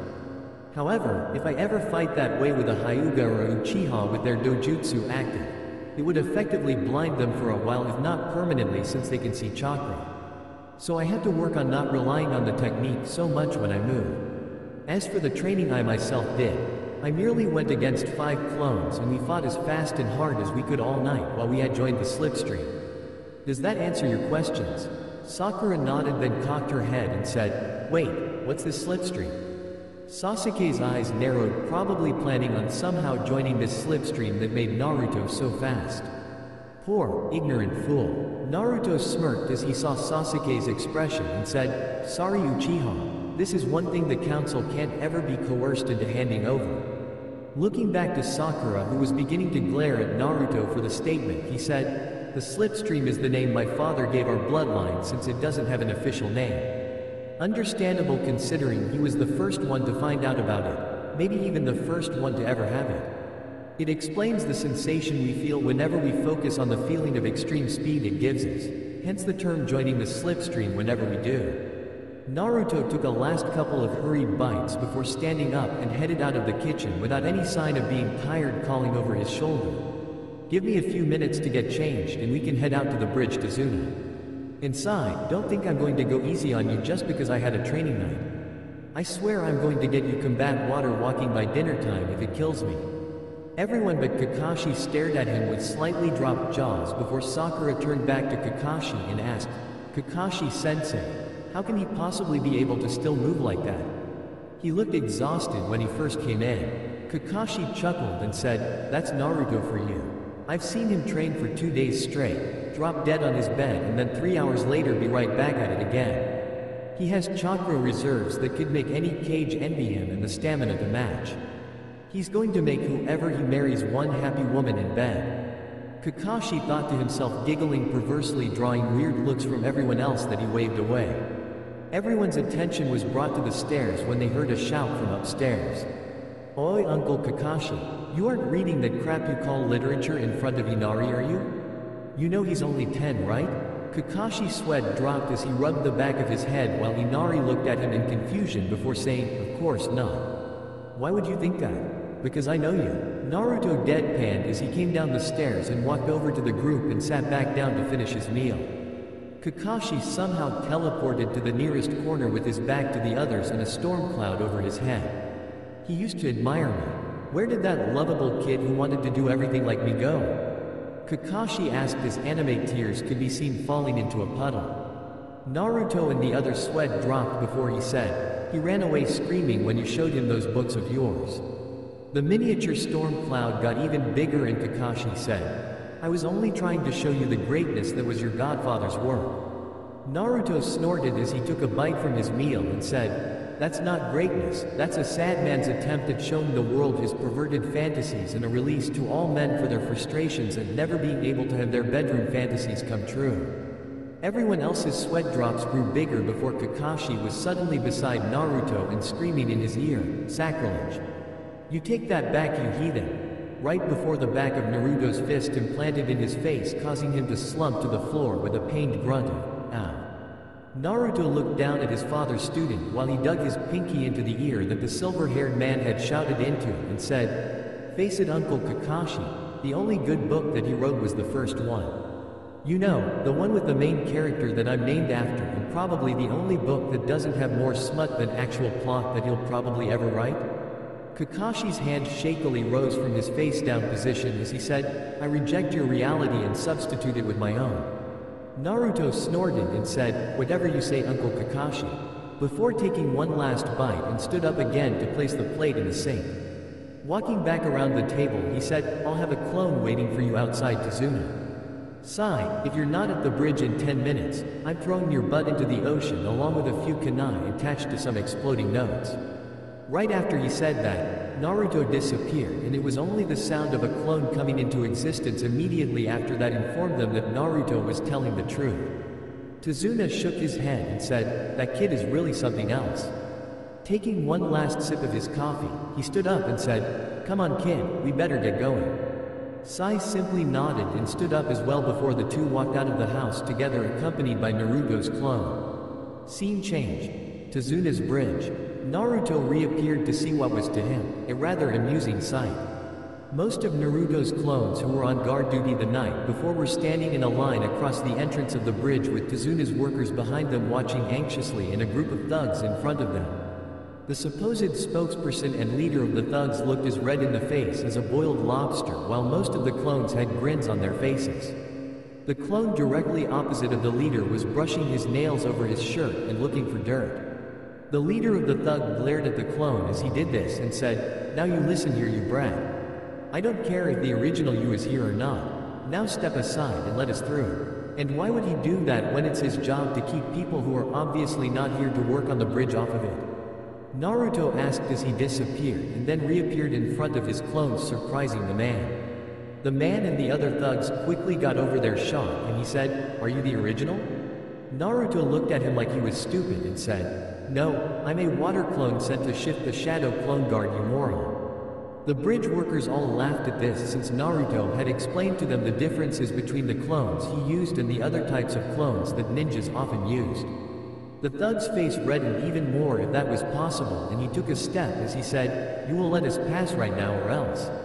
He was unable to get any further as Naruto's fist made residence in his stomach as Naruto glared up at the man as he folded over the fist before taking a quick step back and kicking the man in his jaw so hard that he went flying before crashing into the trunk of a nearby tree, causing large cracks to form from the impact. The builders gave a cheer as the thugs looked on in shock. Naruto turned his glare onto the other thugs who instantly took a step back.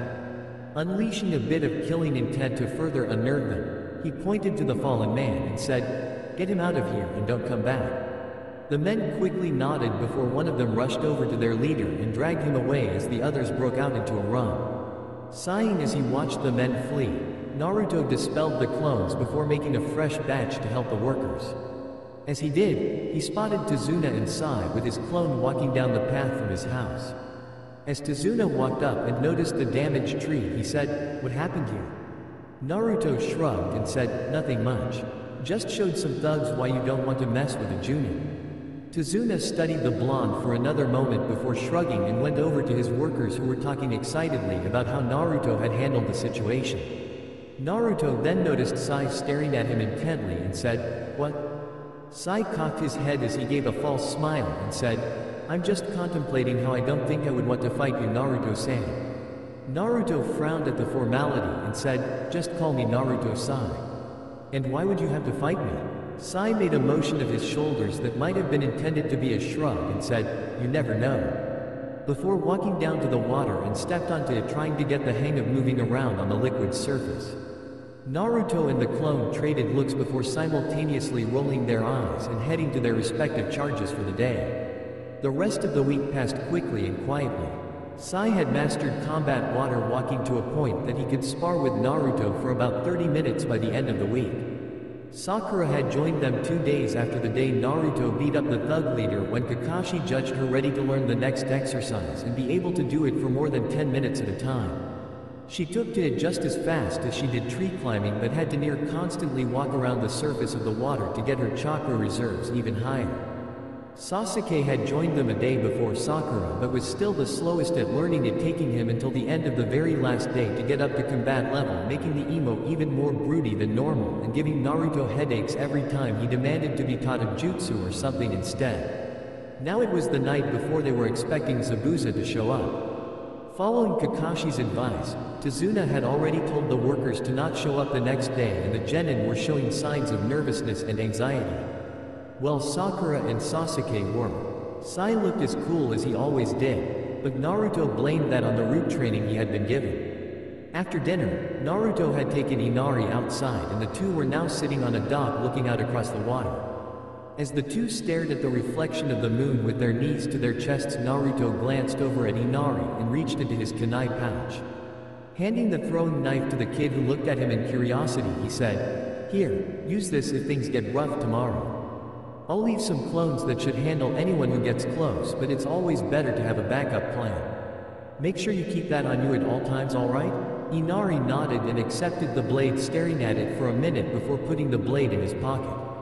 As he stared out at the water again, he said, "Thanks, Naruto." Naruto rose an eyebrow and said, "For what, Inari?" Inari looked back at Naruto and said, "You were right. I've been nothing but a big baby ever since I lost Dad. But now I plan on changing that." Naruto smiled and ruffled the younger boy's hair and said, "I'm sure you will, Inari." Scene changed. Next day, Tazuna's bridge. As the Leaf Nin along with Tazuna came upon the bridge, they saw mist that was thicker than usual clinging to it, blocking their view of the end of the bridge. Naruto had already informed Kakashi that Zabuza had been in the area, and the older Nin had ordered Naruto to dispel the clones so that way they could draw Zabuza out. "Looks like the party's about ready to start," Naruto said, earning a nod from Kakashi. Turning to his students, he said, "Don't leave Tazuna's side." Getting nods from the genin, the group began walking through the mist. Once they were halfway down the bridge, Naruto held up a hand, stopping everyone, and called out in a sing-song voice, "Oh Zabuza! Where are you? Come out wherever you are." As everyone besides Kakashi, who simply rose an eyebrow, stared at him, a dark chuckling echoed around the area before the mist died down a little, revealing two figures in the mist. "Why did you have to tell the bridge workers not to come today?" "I was looking forward to having some fun," said the tallest figure.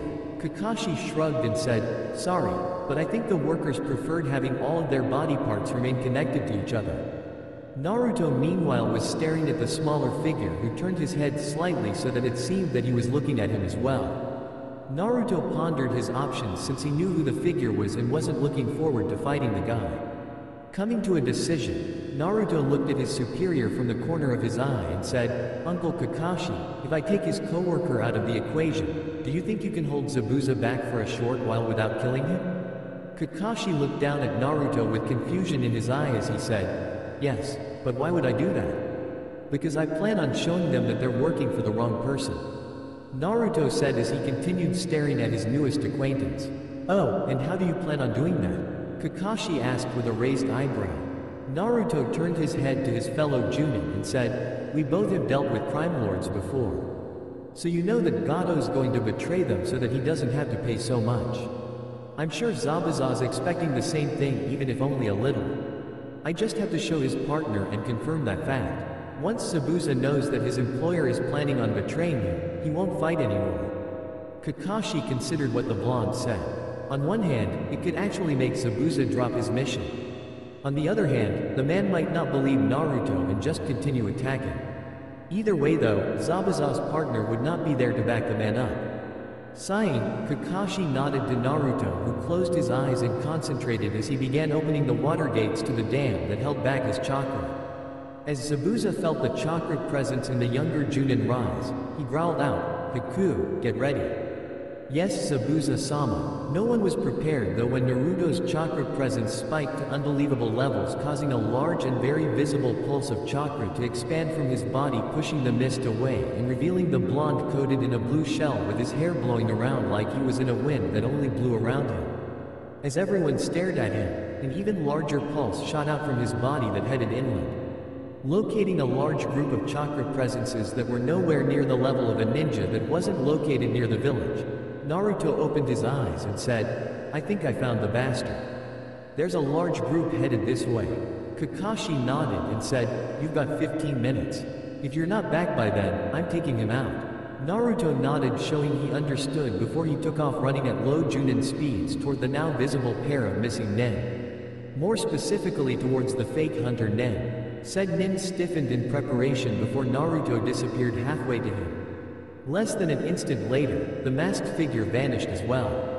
"What the?" Zabuza exclaimed, trying to figure out what happened since his tool hadn't used his jutsu yet. Kakashi simply chuckled and said, "Don't worry, Naruto is simply taking him somewhere private so that we can have a rematch without interference from either side this time." Zabuza HMPHED at this and said, "It doesn't matter. I had planned on Haku fighting him anyway. Well then, shall we get started? Kakashi asked as he rose his headband revealing his Sharingan.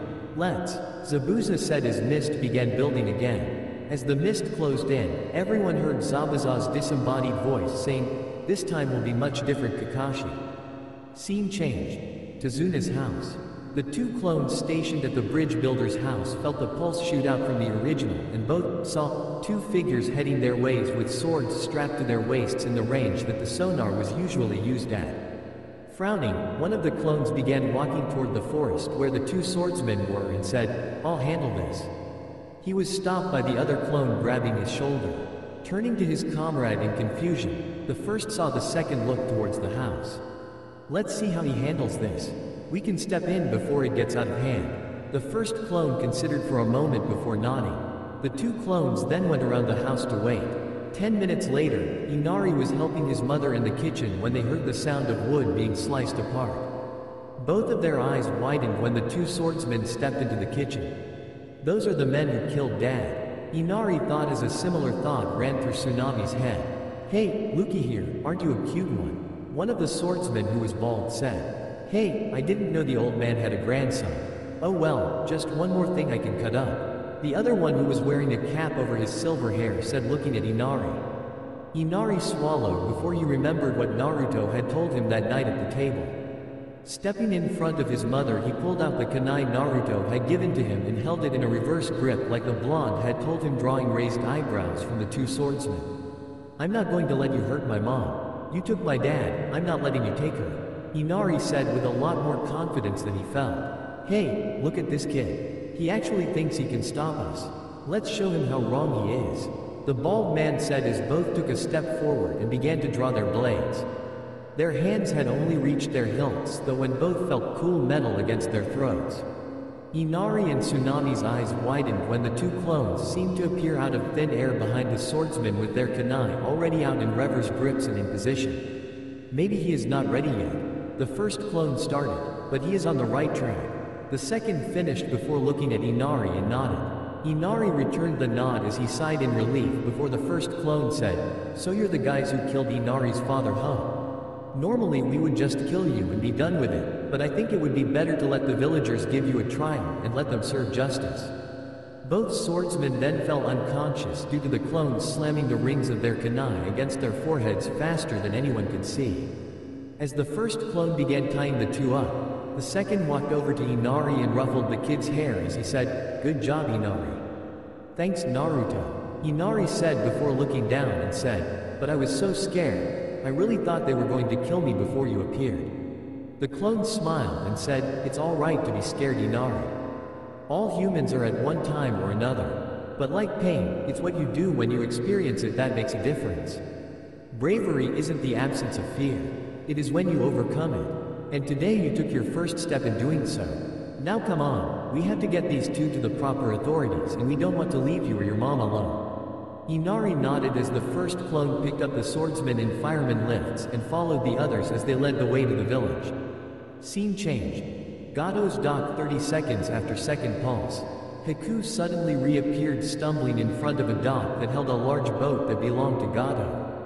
He shook his head from the disorienting effects of being grabbed and then rushed to another place so far away in almost as little time as the blink of an eye before the boy noticed where he was.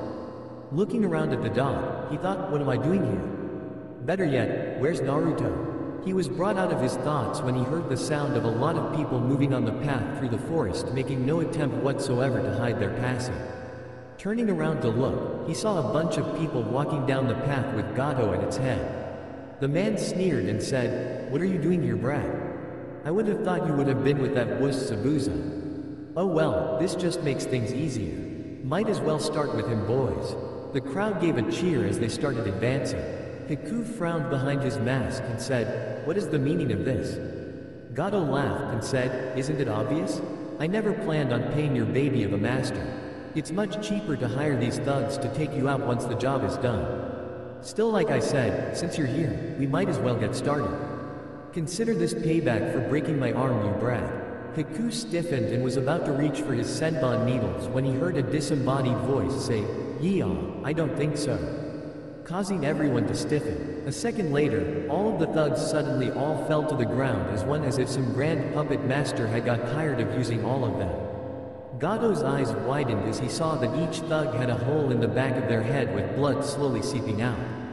Haku himself was sweating nervously behind his mask as he thought, that could have been me and Zabuza-sama.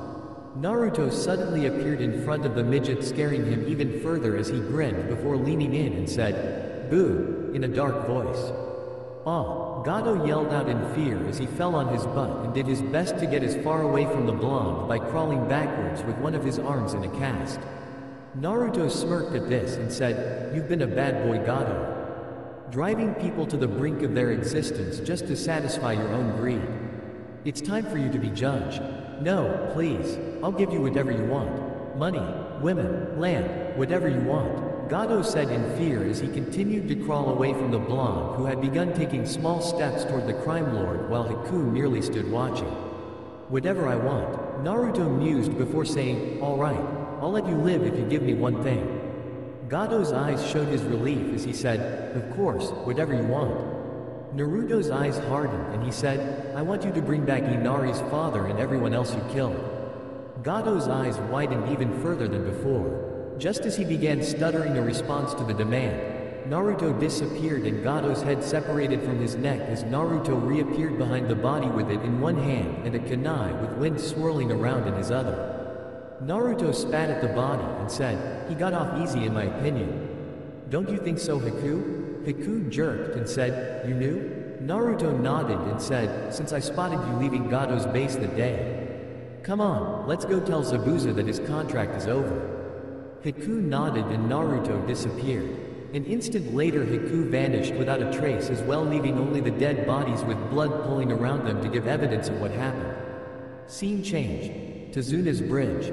Kakashi was staring at Zabuza, who was staring back at Kakashi as he was held in place by Kakashi's ninja dog summons. A short distance away, Kazuna and the genin were looking on, wondering why Kakashi wasn't finishing the job. "Why don't you just finish the job, Kakashi? I wouldn't have expected a man like you to be so hesitant to kill your opponent." Kakashi shrugged and said, "Just waiting for Naruto and your partner to get back." Zabuza's eyes narrowed as he said, "What do you mean?" Kakashi was saved from having to answer when everyone heard a voice say, "Dang, Uncle Kakashi, when I said hold Zabuza up for a little bit, I didn't mean literally." Everyone looked past the two figures where Naruto was standing beside Haku, who was shaking his head from the sensation of being transported so far so fast a second time. Everyone's eyes were then drawn to the head in his hand as it dripped some blood onto the bridge. Sakura's hand instantly went to her mouth as she tried to keep her breakfast down, while Tazuna and Sasuke had similar problems but were handling it better. Sai merely raised an eyebrow at the sight. Zabuza's eyes widened as Naruto tossed the head to his feet and said, "Your contract's over, Zabuza. Good thing too in my opinion, since Gado never planned to pay you. He's speaking the truth, Zabuza-sama. I heard it from the man's mouth myself, and he had a bunch of men coming to the bridge with him. He said he was going to betray us once the deed was done." Haku said as he took off his mask. "I see," Zabuza said as he sighed and then looked Kakashi in the eye and said, "Can you please get these damn mutts off of me?" Scene change. Village center. That night, the whole village was in the village center celebrating their freedom. As some of the villagers sorted through everything Naruto and his clones had retrieved from Gado's base, the others were having a feast and dancing. Zabuza and Haku looked down from the roof of one of the stores. On either side were Kakashi and Naruto. "So what now, Zabuza?" Kakashi asked as he saw his students in the crowd. Sakura was fully enjoying the atmosphere while Sasuke watched the activities dispassionately while Sai was off to one side drawing. "Not sure, I guess it's back to the road for me," Zabuza said. "You could always join the Leaf. We could put in a good word with the Hokage," Naruto said as he watched the people below him. Zabuza shook his head and said he wouldn't allow it. Not if he doesn't want trouble from the Hidden Mist village for harboring one of their missing men. "No, I'm afraid that life on the run is the only one I have in store for me now. Although I think I may hang around here for a while." Naruto frowned before Zabuza caught his attention as he said, "Kakashi, will you do something for me?" Kakashi glanced over at the man and said, "What is it?" "I want you to take Haku back to the Leaf with you.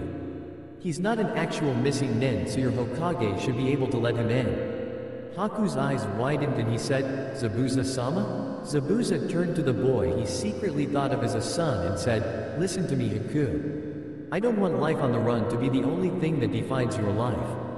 It'll be better for you if you had a place you can call home and not have to constantly worry about Hunter Nen. But, Haku started before Zabuza held up a hand and said, but nothing, kid. You've served me well, but now it's time for you to find your own dream. Haku began to tear up before Naruto put a hand on his shoulder, causing him to look at him as he said, I'll make sure he's taken care of.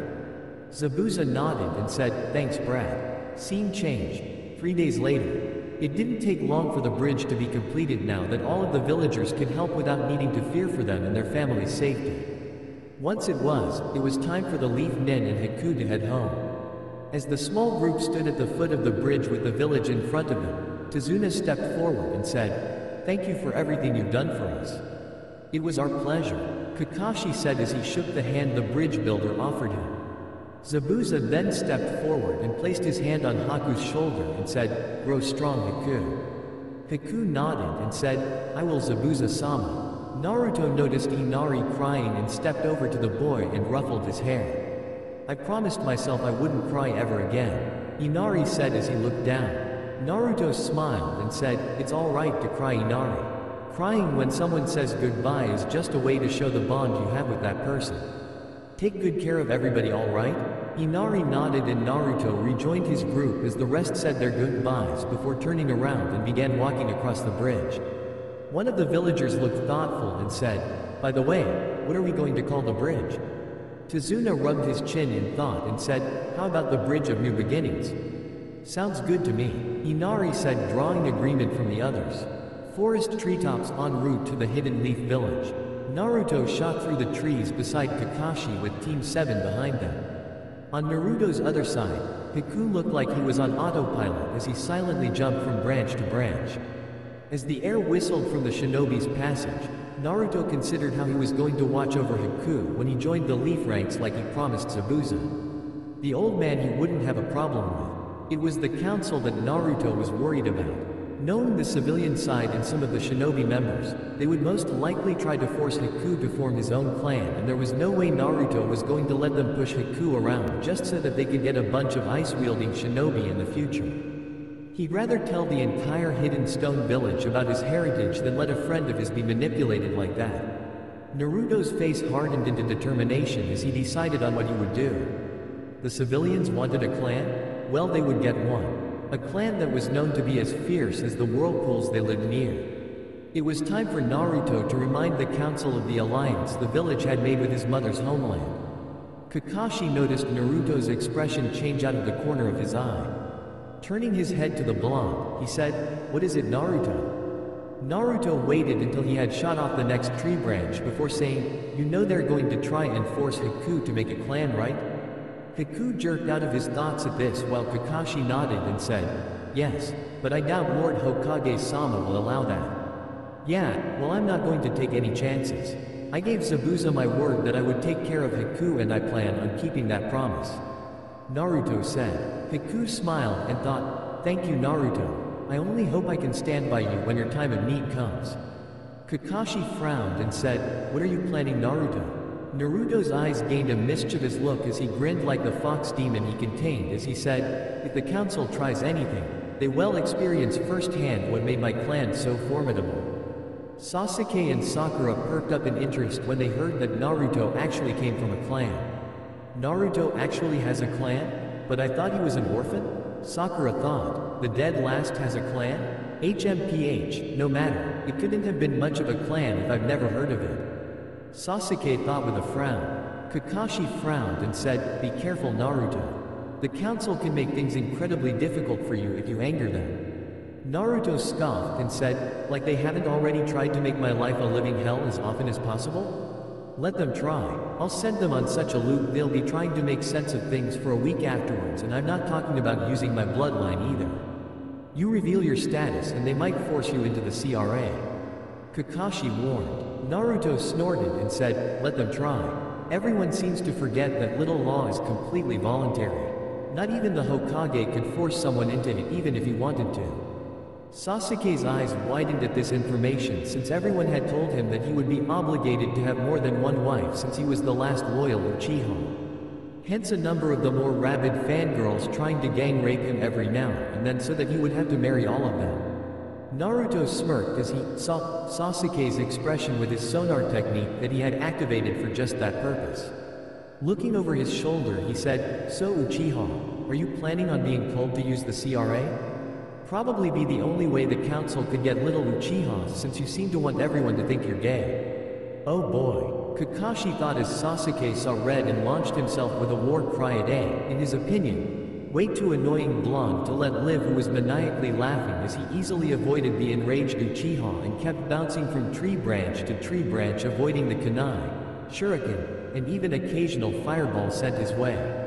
Sakura was blushing both from embarrassment at one thing that Naruto had implied and anger at another as she shouted out to the two boys who were constantly moving ahead of the group. "Get him, Sasuke-kun, make him suffer." Kakashi sighed and thought to himself, "I thought I asked him not to antagonize them."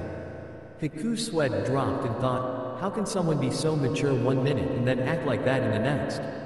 Sai merely raised an eyebrow and said, "I don't see what putting Dick less through the CRA would accomplish.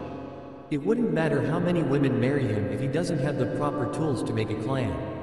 Kakashi's eye widened as he knew what was about to happen next as he looked back over his shoulder. Sure enough, Sakura's face had reddened even further as a dark aura surrounded her. Sigh. Sakura ground out before launching herself at the boy, who gained a fake smile and dodged the girl's charge much the same way as Naruto did with Sasuke as the two shot through the forest with the kunoichi, trying to kill the root operative. Hiku's sweat dropped again as Kakashi sighed. Turning to the scarecrow Chunin, he said, "I'm going to have to get used to this, aren't I?" "I'm afraid so. At least Naruto isn't a part of Team 7, so it shouldn't happen too often." Kakashi said as a particularly large fireball was seen exploding up ahead, followed by Naruto's laughter as he shouted, "Hey Sasuke." "I think I felt a breeze that time," followed by Sasuke's roar of anger. Kakashi sighed again before saying, "Come on, we better catch up to them." "I'm not sure I actually want to," Hiku said before the two increased their pace to be right behind the two pairs of attempted murderers and their tormentors. Scene changed.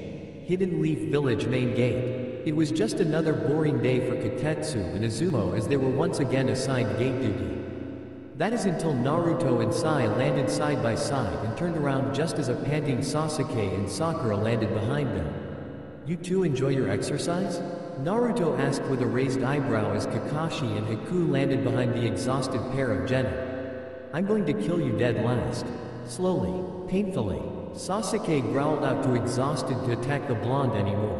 "You know, flat chest, I'm surprised you can actually be a ninja. I would have thought that an abnormal forehead such as yours would make getting to places quite a task. And Dickless seems to be missing more than just his tool. He had no stamina whatsoever. How he will survive in bed is beyond me. Sai, when I get through with you, not even the tracking teams will be able to find you. There won't be anything left." Sakura growled out, also too tired to actually follow with her threat. Kakashi stepped forward and put a hand on each of the exhausted genin's shoulders and said, Now. Let's not fight now that we're home." Hiku merely shook his head and thought, what have I gotten myself into? Naruto simply smirked before turning back around and walked over to the gate booth and signed the team in as he said, "Team 7 and Chunin Naruto Uzumaki returning from mission to Wave with possible new recruit Hiku Momochi." Haku's head turned so fast Kakashi actually heard it crack a little as he stared at the blonde in surprise. "Zabuza asked that you take his name when you joined us," Kakashi said as Hiku switched his attention to the scarecrow standing next to him. As Hiku was trying to work out what he was feeling from that revelation, Naruto was enjoying a nice conversation with the eternal Chunin, as the two were often called. "What did you say to make the kid so mad?" Kotetsu asked as he glanced at the still panting Uchiha, who was currently trying to burn a hole into Naruto's back with his glare. Naruto smirked and said, "Not much really.